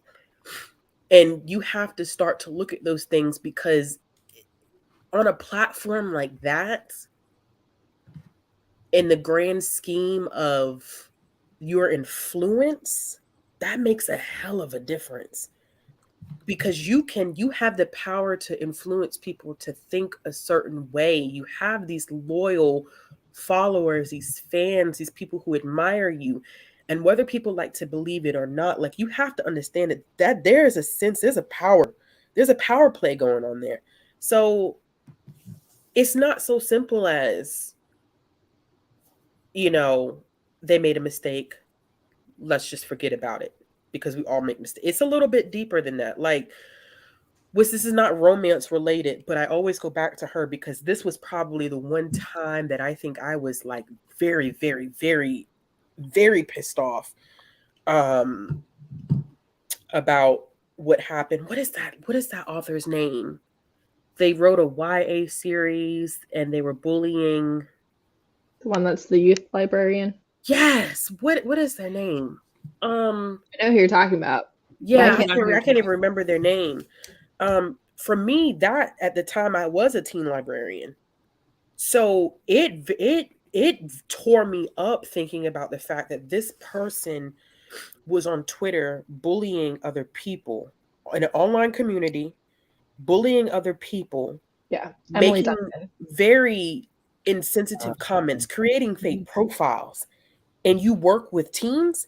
So for me, I'm like, yo, like, I couldn't look past that. Even after the the iPhone notes apology, I couldn't get over it, because I'm thinking, like, as someone who has the same exact job as you, how could you engage in that behavior, and you're supposed to be impacting, influencing the next generation of youth that's coming through your doors?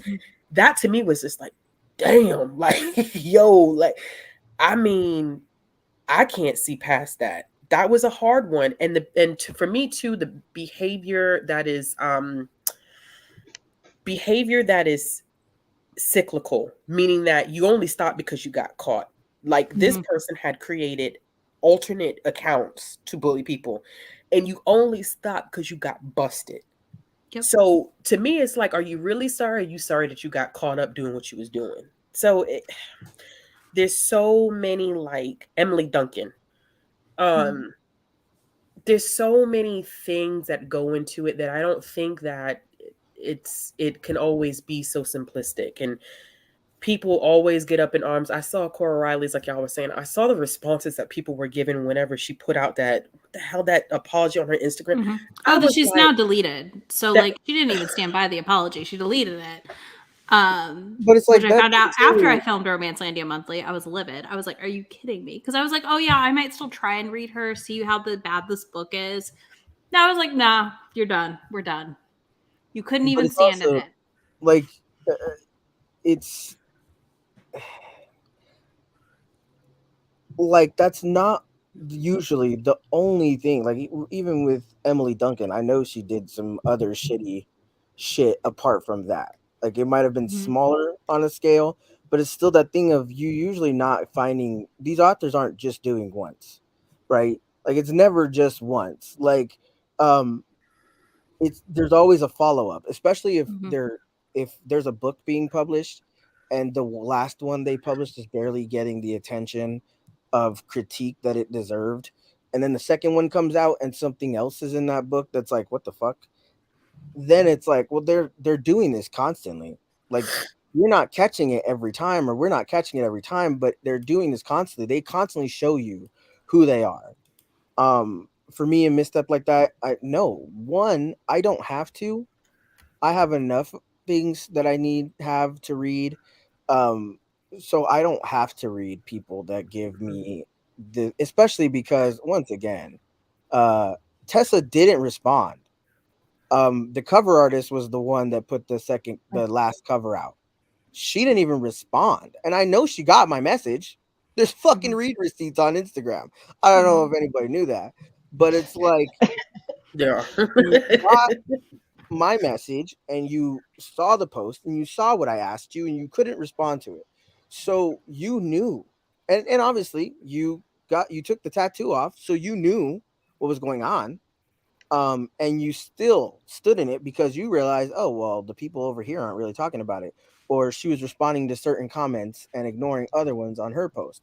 So it's Mhm. very much that thing of like, y'all know what's going on, and you didn't say anything. And she did write a book prior to this with I think it was Latina Mhm. heroine, and it wasn't good representation. It was written in the way you would think a white woman would write about a Latina heroine in the Bronx or whatever, because she's never met one and has only seen it on TV.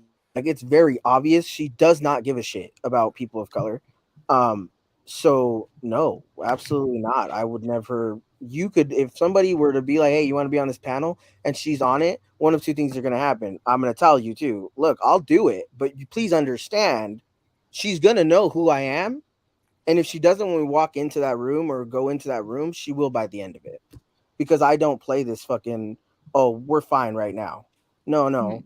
You know what you did. You never fucking said anything to me about it. And that's just like I grew up like that. Like you said it before, like historically gang. I'm not the person that's just gonna sit there and shut the fuck up and pretend like you aren't in this room with me and didn't do something shady or racist or bigoted in any way. If we are in a room together, you agreed to be here and you knew I was going to be here, please understand you will answer for whatever crimes you have not yet answered for.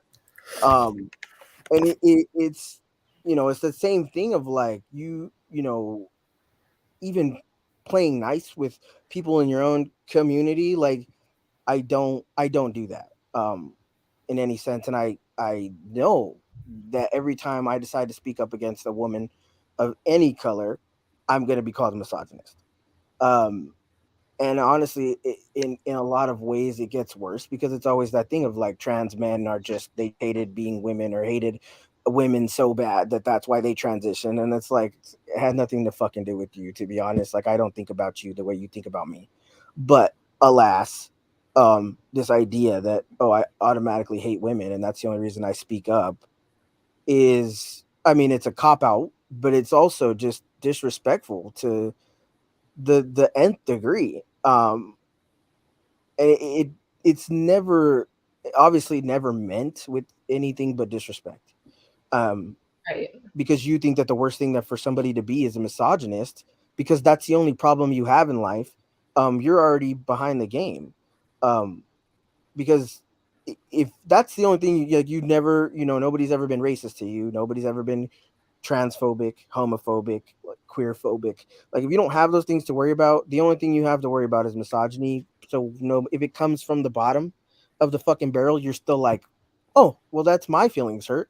Like, why are you being mean to me? Why are you doing this? Because you're being fucking, like, this is what you're being like. You're a fucking villain. That's why I'm being like this to you. It's not some overarching plot that I have to infiltrate romance and be mean to every woman in this community. It's literally just you're being a villain. I'm calling you out on it. Like, it's that simple. It doesn't have to go beyond that unless you make it beyond that. If you bring misogyny into it, that's when misogyny comes in. The moment you use that as a buzzword to hide behind, that's when it becomes part of the issue. Like, if you can't uh face your shit, and that it happens all the time, because, like, with white queers too, like, it's always that thing of, oh, well, you're being homophobic, you're being, well, actually, no, I'm not. If I give you critique, I'm not being any of those things. Like, I'm actually just telling you this is fucked up. Like, it's really that simple. um it's just back and forth. Like, you really can't win. You're always going to get pushed into a corner, and somebody's always going to have something to weaponize against you. Like, that's just the fact of the matter. The same with this, the puppet and the pawn. Like, you're talking about, oh, I'm going to do better. The book's still up for sale, so obviously you You don't give haven't a shit. done I anything. shouldn't care. That's why the Yeah. book's still up. And then it's like, oh, well, I'm gonna do revisions, blah blah blah. But are you still going to do this thing where you have a beta reader that's gonna tell you, and then you're gonna lie and say that they never told you, or are you gonna have a sensitivity reader? Because I think at that point you need to hire somebody with money at stake for your sake, so you know how important it is. Because apparently that's the only way. Attacking their finances, but it's also like your whole book's premise was fucking horrible to mentally ill people. The whole fucking thing is archaic and disgusting.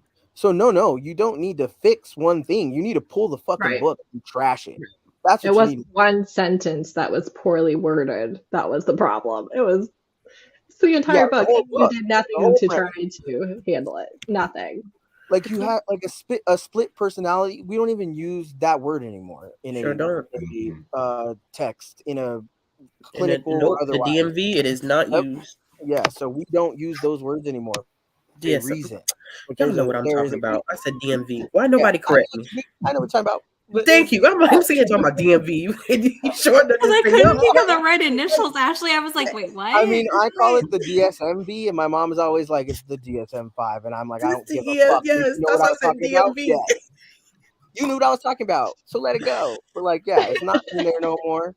So the fact that you're making an entire fucking villain out of it, like, Right. what are you doing? What are you doing? Again, the people who didn't need to be told to not do that in the first place are the only people who should be writing it. Like it's not a small mistake. It just proves you shouldn't have written it at all whatsoever.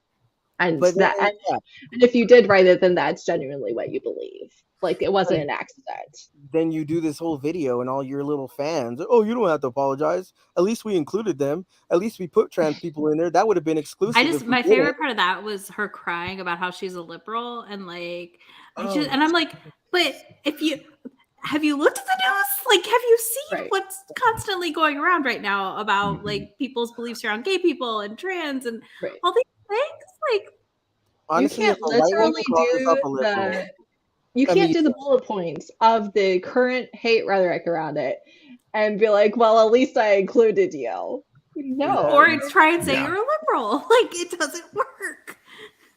and this is like, too, is like, don't ever sit me in a room, because I do realize I'd probably get shot or, put in prison if I even looked at a white woman funny in this day and age, even.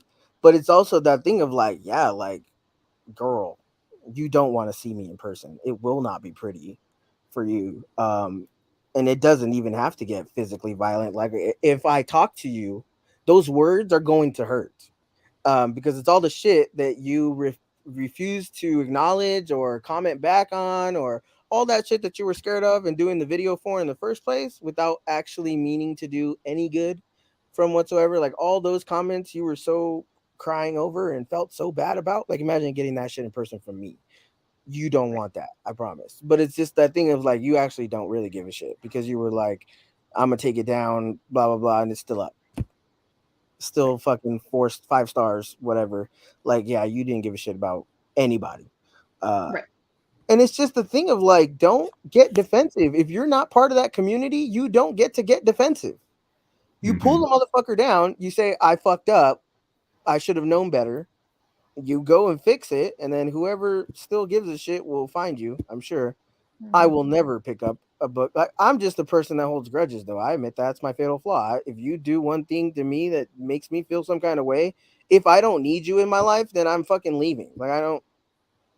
What are you talking about? Like, I don't have time for all this to be checking you all the fucking time. It's like, it's basically like, if somebody cheated on me in a relationship, I'm not gonna be paranoid for the rest of my life, wondering if it's gonna happen again. I'm leaving. You do you. You get better or you don't. Bye. Right. I don't need it. I don't need to do that. I have no reason to do that. I've been fine on my own. Like, I don't need this. And it's the same thing of, people, when people ask me, well, aren't you ever worried that like you're not going to have a career because you keep speaking out? A career with who? Racist? I was gonna say Yeah. that. Like the people Yeah. who are reading you are gonna read you because they already agree with you. Exactly. Like I'm sorry, who are you driving away? People who weren't going to like your book anyway. Anyway, I want to exactly. know all her Exactly. fans from the Daily Exactly. Mail that she has now, because honestly, would throw myself off a cliff if the Daily Mail featured me in a positive way in any fashion. Yeah, Oh, I yeah. would have. It's that thing too. It's just like that, and it always, like, what people don't get, which is always the most jarring thing, just about social media in general, is like you can indulge in problematic content in the comfort of your own home. You don't need to cape for it on social media. It's the same thing. Like, if you still want to read the Harry Potter books, go ahead. I'm not going to your house and stopping you. But to get online and nobody asked you, but all of a sudden you have a fucking 3-page post about, oh well, it saved my life. It did this for me. It did that. I don't care. It was my whole personality fucking 8 years ago. I've never looked back. So I don't know if it's just like this thing of you feel you have to protect these people. They don't care about you. The moment you become something they don't like, if you fall in line, and it's like, even trans people, or a lot of the LGBT community that isn't trans women, I will say that first. Oh well, she's not talking about me. Not yet. You're next. Like, what is it? What is it you do? You guys don't get about this is what trickle down means. This is trickle down. If once you're gone, she's gonna need a new punching bag, buddy, and you're the next one on the shelf. So go ahead and keep thinking that. But the fact of the matter is, it will be your turn one day, even if it's not with fucking an author. It's going to be with your government, local, federal, whatever. You're next. So the fact And that again, everybody keeps sitting here and it's pretending like, oh, I can't it's be such an touched. awful viewpoint to have to be. I'm not the one who's being hurt, so what do I care? Like that makes you a terrible person. I don't care who it is that you're thinking that about. You're a terrible person. Like no. Since we are almost at 2.5 hours, any final thoughts from all the peoples, and we'll close out because this has been amazing. I've very much enjoyed my time. But I also know not everybody wants to be on here for 3 hours. What was that the last question?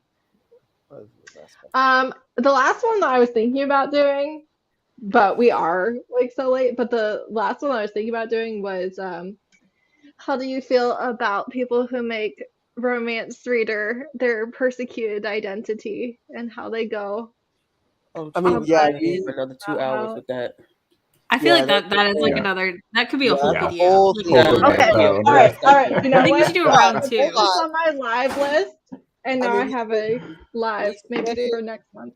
Yeah, we talked about it more or less the whole time, but Right. like, bottom line, really, it's super weird, one, but it's very insulting too, because they're actually marginalized people that have to go through worse shit than you just for being a romance reader. And again, it's that thing of like, Oh yeah. if you tell somebody and they prosecute you, like those are the people you fuck with. I don't know who else is doing that in a public space. Like you're just going to the airport and somebody's beating up on you for being a I'm romance. done. Like, Yeah, right. you know what I mean? Like if your mom starts, you're, whatever about your romance reading, that's your people.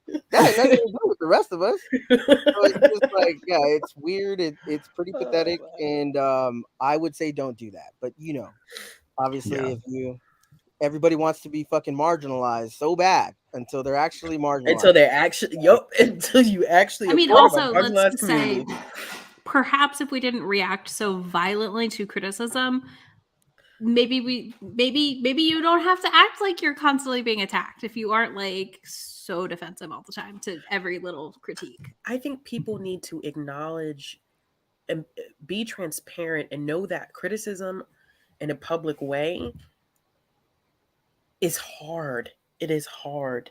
It is very, very hard. And some people will never have to experience that. But it also is a time to really reflect on your behavior. It's okay to say, like, damn, this shit not easy.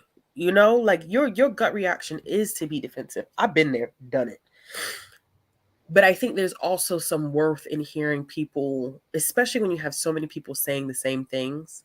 Maybe it is okay to just feel what you feel, listen, and then respond appropriately. Because I can tell you from personal experience, a knee-jerk reaction is never the way to go, especially when you're the person that's in the wrong. Like a knee-jerk reaction, it's not the way to go. Take some time and reflect and be honest about it. Like no one is saying that being called out in a public fashion is easy. We're human. That shit's embarrassing. First of all, it's embarrassing as hell. Like, But guess how it gets worse? Like if it you gets do that knee jerk embarrassing. shit and it's worse now. It's immediately Yeah, worse. but just don't. I mean, it is easy to be like, I want to be defensive. I want to, no, like, how dare you? But I mean, you got to really sit back and say, like, well, maybe this wasn't the way to go about it. And what do I need to say, or what do I need to change? And maybe listen to what, some people are saying. But, that's setting the bar too high. So let me just stop. Also, I'm just saying, if the worst slur you could call me is a romance writer, God bless. Please Right. let me live in that fucking reality. Because if that's the worst thing that you can say about me, whew, my life immediately got 100 times better. So it's just a matter of like, y'all want to be oppressed so bad until it's time to be oppressed. Because let me tell you, if an oppressed group reacted the way that y'all fucking react, actually, you can see it. Every time black people speak up about police violence or whatever, this is the People treatment lose their we shit. get. So let me tell you something. If you were really oppressed, you would not be able to be yelling like the way you're fucking yelling and silencing people the way you're silencing them. Like that shit not gonna work. So it's just really the thing is like look at the actual situation you're in and really think about why that is. And then remember too that this oppression you are not only creating, like even if it existed, you're adding to it because you are continually alienating people, pushing people out, people that could normalize romance reading. You're pushing them out and making them feel unwelcome. I don't know why men wouldn't want to be in this fucking community. It's not like we're treated amazing, like kings.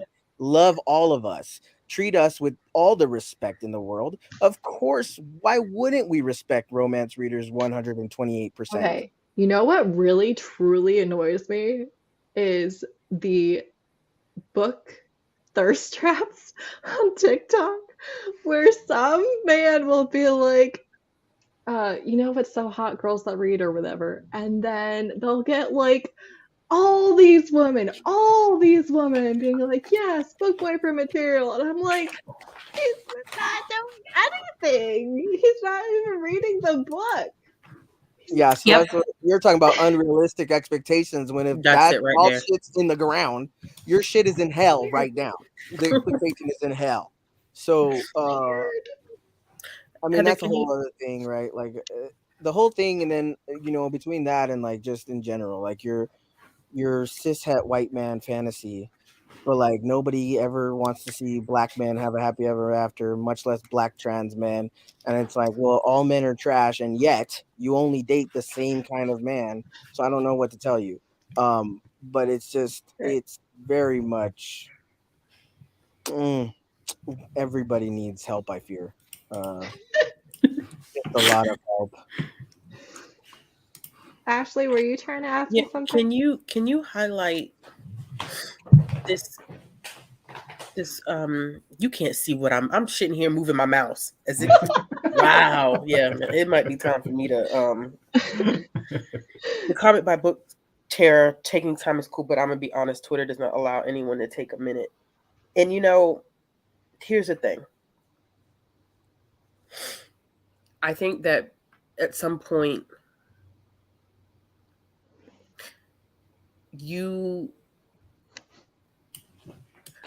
I wish people would be more concerned about doing the right thing instead of appeasing everyone, because the reality of the real world is that everybody's not going to like you.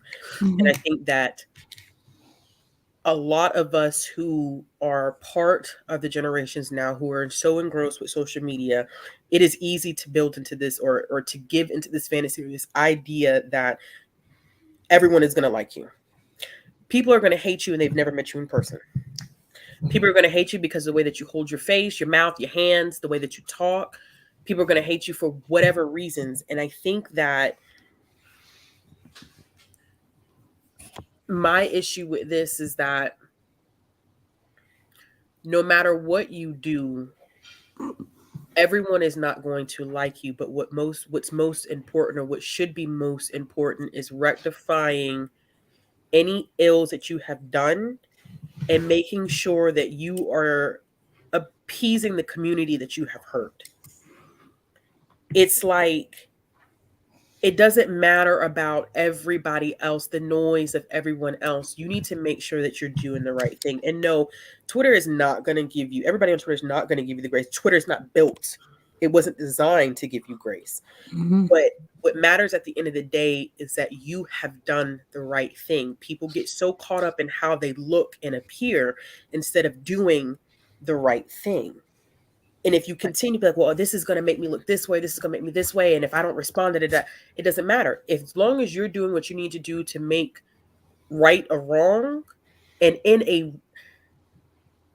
a realistic and in a genuine way. I'm not talking no Apple or iPhone notes apology, nothing like that.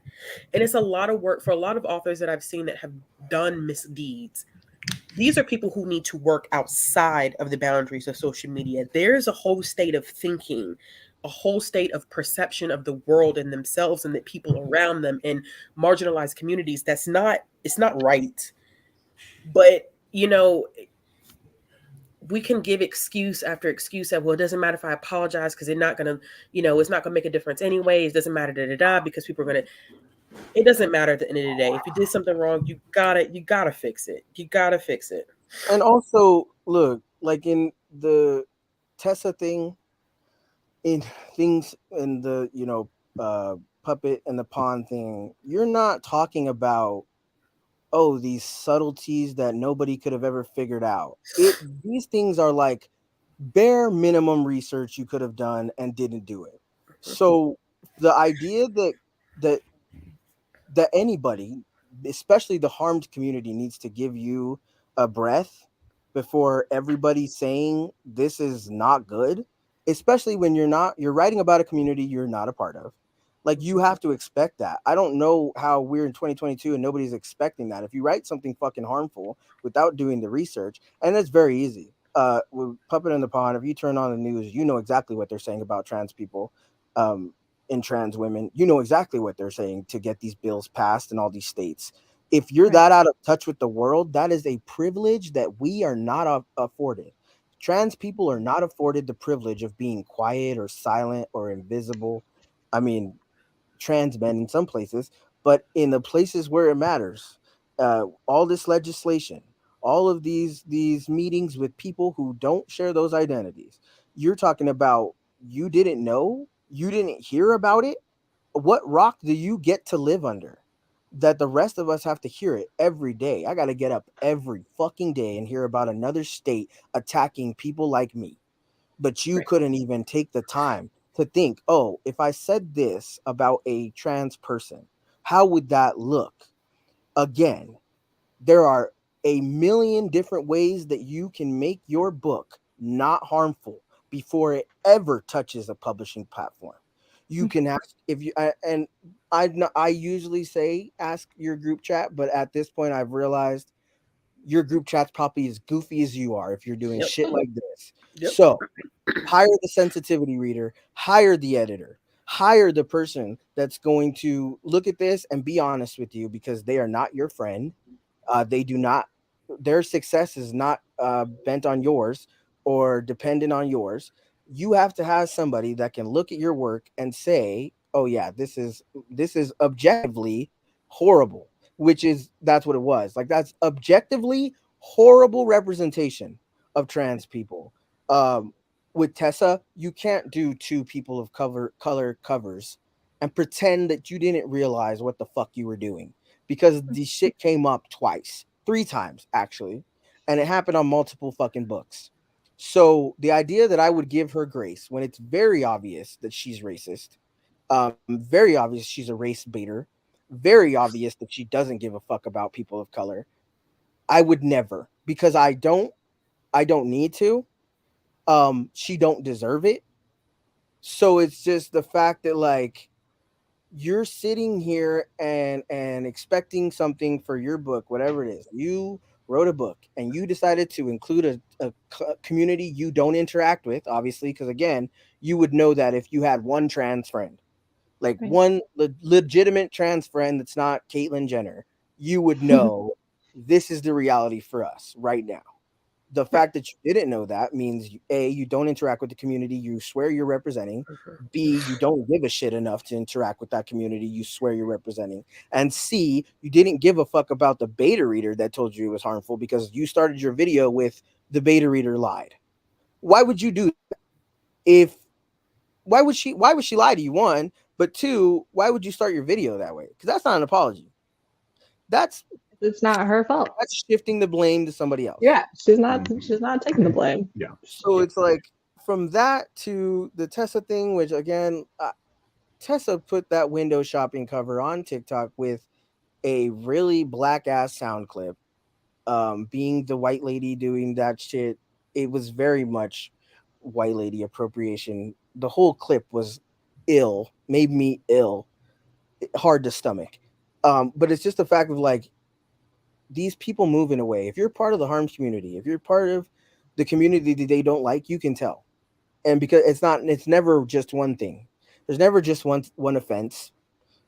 It's never just it's very obvious when they either do or don't respond, like if they knee jerk respond or if they don't respond at all. Yeah, that's very obvious, but there's also other things that they usually do that lead you up to, oh, they're trash. Like it's never just this one thing that happens and all of a sudden everything you believed about them. No, it's because fans will constantly see red flags and say, oh, it doesn't bother me. It has nothing to do with me. Doesn't affect me at all. So then when she gets more bold or they get more bold and more bold and more bold, and then it's outright, by that time you have a fucking 54K following of people who are ready and willing to gaslight, manipulate, and block you from criticism. So it's just like it's never just like, oh, we need a breath because I just did something wrong and it's the first time I've ever done something wrong and there was no way I could have known it was wrong until I published a book. Absolutely not. If Right. I did a week and a half's worth of research for a paragraph about some shit that I had to cut out anyway, then you can do some research on human beings that you are putting in your books. If you cannot do that, you do not deserve to write about us. I don't Right. want your shitty ass inclusion. I don't want your fucking diversity points. I don't want you spicing up your characters just to say that you did. Oh, that I'm an ally. Oh, BLM in my bio. I don't care. Because if I tell you that shit was harmful and your first thing to tell to me is, "Oh, you're lucky I included you." I don't want to be fucking included. I want you Right. to leave me alone. because Right. it's not worth it. It's not worth it to me, and it's probably not worth it to the rest of my community, but I'm not going to speak on all their behalf. But what I do know is the fact that you were willing to sit up there and say, I'm a liberal, and then spouting this fucking hateful rhetoric that is getting us killed. You deserve no grace from me. I hope you have the day, life, career you fucking deserve. Aaron, do you Yes. have any thoughts? I have not followed this controversy. I've gotten the overarching picture of it though, but yeah, it comes down to how you. I think everyone messes up, and it comes down to owning that and then fixing yourself. It's not about making excuses. Anyone can make excuses for that. It's um, it hopefully happens to everyone. There were times in my life where someone dropped a bomb on me, and the first thing I wanted to say was call bullshit on it. It's like, no, that's not. But then reflecting on it, it's like, oh, maybe I was the shitty one in that situation. Right. I should do better going forward. Right. I know I definitely feel this way because I grew up very conservative, very conservative. You probably know nobody more conservative unless you were part of the Amish community than my family. So as I have formed my own opinions about everything, as an adult, there have been so many different times where I've had to be like, okay, do I actually disagree with this person? Do I disagree with them because I don't like what it says about me if what they're saying is right? Or do I genuinely not know? And that's why I'm like, oh, that's probably no, I don't think. But then like you look into it and you're like, oh, like I knew nothing about it. I was completely wrong on that. And most of that, to be honest with you, is just in my head. It's not me like arguing with people on Twitter. It's me seeing it and being like, no, and then being like, well, maybe, maybe actually I just don't have the context. I don't know. And I know for me personally, it's like once I see it, then I can't unsee it. Then I see it here and here and here, and Yeah. I'm like, oh wow. But before, I genuinely didn't see it. I simply wasn't aware. Hi, baby girl. Hi. Erin, I would love like a quick thought since I feel like it would be interesting when a lot of people view you as like very privileged, right? And then you come into the romance community and you're not like super accepted. I would love your thoughts on romance reader persecution. I mean, I roll my eyes at just the phrase of it because Right. no one's being denied anything because they're reading romance. Like, so yeah, I'm mostly white, cis het, and male, so pretty much the top of privilege. So I can tell you that when I go out and read a romance novel, I'm still allowed to do everything that I was allowed to do before. Like I'm not being excluded from anywhere. I'm not being told I can't buy something or can't say.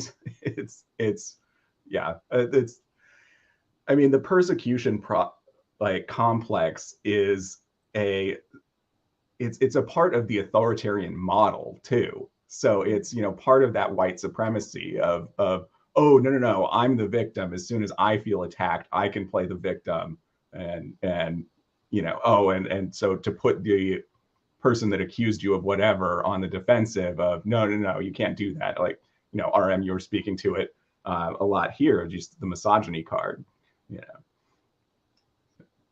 Yeah, it's And it's always rough.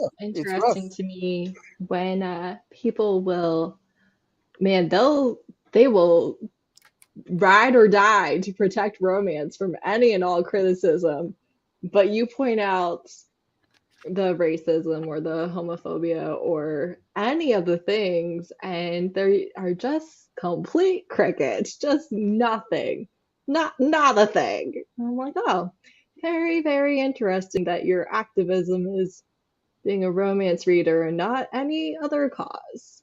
Just Just No, interesting. that's what I was saying. Because like we went through that whole thing, and everybody was either quiet or subtweeting or being terrible. And then the next week, everybody's, oh, we're gonna romance the vote. For who? You don't care.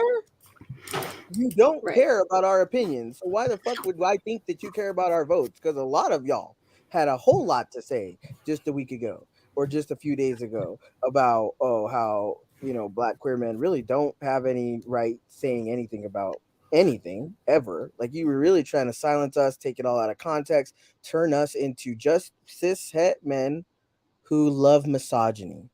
And it was like the complete 180. It was super fucking. I had whiplash from how fast I had to turn around and watch all of these people flock to romancing the vote, and we're liberal and we're good people, and it's like, no, you're not actually. It's the faux progressives. Mm-hmm. In the quiet, It's in the really corner, in the quiet, they'll, spit out something Mhm. that those of us that, care, I guess, or are beyond the thing, or go, what? Like, I mean, when I've been to, like, Ashland or Asheville, like in North Carolina, or like Portland and stuff, like, it's so bad there. And people would be like, it's great here. And I'm like, literally would not tell anyone I know of color to go to these places. Right. And But I it just really is just caring. It's Yeah, just caring. that's it. I'm not even asking for like, you don't have to, invite me over for Christmas dinner or whatever. I just don't want to constantly have to deal with you insulting me, disrespecting me, erasing me, ignoring me, pretending like I don't matter. Like, and so many of them with BLM in their bio or a Yeah. trans flag. It's like, like, is it great that Romance Landia finally actually was started doing things for trans kids? Absolutely. But the first thing that happened was I said something, and immediately a bunch of white women had taken over the whole thing, and then try to ask me afterwards, hey, do you want to be a part of this? Why? So you can shut me up? So you can pretend like I was involved when I first said everything? Because everybody liked my tweet and retweeted my tweet and used my tweet to gain more people, but then I got taken out of it until I said something. Then everybody was in my DMs. Oh, hey, we're doing this. Do you want to help? Why would I do that? So you can use me? um and it wasn't white women, queer and otherwise, uh who just you co-opt this thing. I asked a question and you just pretended like, oh, we had the idea on our own. Oh, okay. All right, y'all do that. As long as you're helping, that's great, but don't pretend like you haven't been shutting up black trans people since the beginning of time. um and that's just like, that's what that is every single time. It's always 2 to 4 white women who have uh running this whole, whatever the charity or whatever it may be, is like, okay, but like, what about all the people who were talking about it before you? Nothing. No. Okay. uh it is what it is. Izzy? No, just, you're not wrong. All of this, yeah. Again, I don't understand the idea that, like, they want to be persecuted so badly. They want to be the martyr. And it's not like, like, in like dark, I see it like this last month. I feel like dark romance readers were like, no, put us up on, like, hang us on the wall. We're bad. Like, it's fine. I'm just like, why do you want to be like okay with, like, and I love dark romance, like, not a thing that I don't like, but like, why are you okay with this in your dark romance? Like, Yeah, Because there's a there's lot gotta of be dark without lines. that. There's gotta be lines. Like, you yeah. can do a lot of edgy shit without being an outright. Or without, like, incest between twins, There's like, a and lot of things in dark just romance. I'm not ignoring dying on the hill to people who, protect it. oh, I'm not Yeah, either. And that's I'm the just like, thing I'm too, is surprised like, at the hill they'll die on. I'm like, this is, Right, exactly. you're I'm literally like, very I don't rarely draw lines, and I'm yeah. gonna go read this book, and I'm like, okay. Yeah, that's not what I'm standing up for. Like, I Yeah, you want you want that kind of attention so bad so Mhm. you can cry about how you're being persecuted for what? Shipping Mhm. 2 twin kids? What are you talking about? With Like, their this is like stepfather. I'm like, what? yes. Like, I was like, not only did you go there, but then you like added this in, and I was just like, I don't know why this is the hill I'm you're good, dying on. actually. I don't I know don't. I why. really don't. That's why I was like, for another series that I'm doing this year, I was so scared to put dark romance on it because I'm like, don't walk into this except expecting this shit that most of these white women put in their dark Oh. romance because that is not what I you're don't getting. even feel like you have to worry about that, to be perfectly honest, because dark romance is like a very Yeah. large. It's a very large And pool.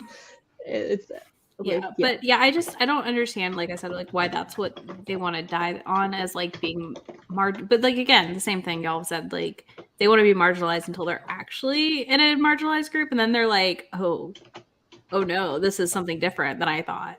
I don't know. It I drives me just bonkers. remember. Just imagine that the only thing people remember about you was that you were a romance readers' rights activist or whatever. Like, And I just, how do your intersectionalities of like what you believe in life, I don't know, not extend past your reading? It's just weird. Like again, reading and romance are a big part of my life and a big part of like what I like to do, but that doesn't mean that I'm over here like, yeah, this is my hill to die on. I think my thing with dark romance truly is that, like, I like my dark romance to either have darker kink in it or to be like he will murder the people who abuse people, or like that's the dark content I want. The dark content I want is not we're making real life abuse that happens okay or sexy. Like that's not what I am interested in reading. It's just not. So, you know, like, do I actually think that you should just get to do vigilante justice and kill anyone you think deserves it? No, not necessarily. Do I kind of think the world would be a better place if we did? Maybe. I mean, truly, do I think abuse victims should be ending up in prison for killing their abuser? No, I do not. So, kind of, yes, I do believe that it would be okay. Yeah. But, I'm not on a jury, so it's fine. And Ashley. that's the whole thing. there's a thing, yeah, it's a whole thing too because obviously I always get that. It was like how can you be anti-death penalty but you're okay with whatever happened to, or like you're mad about what happened to like Centoya Brown for killing her abuser, and I'm like, well, you think about it, state sanctioned murder versus in the moment to save my own life, those are very different things. That's why they're treated two different ways. So the fact that you can't understand that sometimes violence is warranted, Right. that if you can't be a nuanced motherfucker, that's your problem. That's not really my problem. You know what I mean? But it's also that thing too is like everybody's always asked, well, why do we need to do so and so? Why can't we have stereotypes? Why can't, like, y'all can't be trusted with them? Like, you understand this is why there can't be, like, the reason that racist jokes are not good, even if they are funny when they come from a black person. Why can't a white person say them? Because y'all can't be trusted with them. Y'all will use that shit to inform yourself about how to treat black people on a regular basis. That's why. The same thing with, transphobic jokes. Y'all are like, it's just a joke. No, it's a joke until one of you motherfuckers gets buck and then runs into a trans person. And now you want to act like, oh, this is my whole personality. Absolutely not. This is why you can't tell jokes, because y'all can't be trusted with them. End scene. Ashley, do you have any final thoughts? Sorry, toddler. Here she comes. We love her. We don't care. She's great. No, I feel like y'all have said it all, to be honest with you. Y'all have said it all. I really don't feel like I wish things would change. I think, especially from what I see, like in the booktube community, I wish things were different. I saw a lot of people, which is not surprising, and like we've been saying, like having BLM anywhere now is for me is a warning sign. Like it's a warning sign for me to stay away from you. Um, but it's just interesting, you know, we saw all the hype and wanting to do better in 2020, and you know, we called it. It wasn't gonna last long. And I think I've been in the community for so long that I've wanted it to change. And, you know, seeing the romance community, I've wanted it to change. And I just don't see it happening. But I want it to, but it's just not. It's not. I hate to say that because I feel like I'm being so grim and I'm being so like negative, but I think it's reality as well. Yeah. I mean, it's And just I like do they think finally any found a change is place. slow. Yeah, but it's like we've been at this so long. It's like they, again, these you know, white women that run publishing. They finally found a place where they're the big fish in the pond. Why would they ever give that up? Why would they ever share that power when they finally got what they always wanted? You know, that's why I always, you know, say it's kind of, you know, they're Susan B. Anthony assholes because it's like you want what you want for cishet white women. You might let queer white women in if they act right, but white women, that's what you're doing it for. That's the power that you want to. You still want white supremacy, just from a female lens. Always, always the thing. Always. Well, the world would be better if women. Have you met you? Have you met you? I don't live in that world either. Matter of fact, that sounds worse. And like, it's wild to say that, but it really is because it's again, it's that thing of it's that thing of, you know, you don't realize your own privilege because you have been oppressed in one way, but have not realized how you yourself oppress other people. So you're not the person to run the world. I'm so sorry, especially multiple of you. Like, no, And thank you. also, not that the oppression isn't real, but also it is one of the lesser oppressions. So, I mean, it's like second tier. it's Like just you're literally from the second. You're the second seat. You're the second right, hand. right. Yeah. You're the right So hand. it's Whatever. not that You know? nothing bad ever happens because of misogyny and because of sexism and because of men genuinely hating women in the cases that they do. Yes, bad things definitely do happen because of that. Very, very real. But anytime you add another layer to the oppression, like Yeah, because you it's don't like the have same it. people. That's the same people that were like, well, you know, I read MM because there's no female characters written I where don't they're getting respect, blah blah blah. But y'all don't read FF, so why? Explain. No, quickly explain. Can never explain. Go into Because another they character. can't fetishize it the same way. I mean, Exactly. we all know that's the real answer, and Correct. it's Yeah. It's always not- this misogyny, but like you're not talking about the internalized misogyny you're debuting right now. So I mean, I don't understand why we can't get to that, but we can never get to that side of the bridge because all the defenses immediately go up, and it becomes it's just it. I just the fucking reaction sometimes is just like, what the fuck are you doing? Like what is going on in your head that you were like, yes, this is the way I'm going to behave and act in a public setting. Right. Mm-hmm. It's a mystery.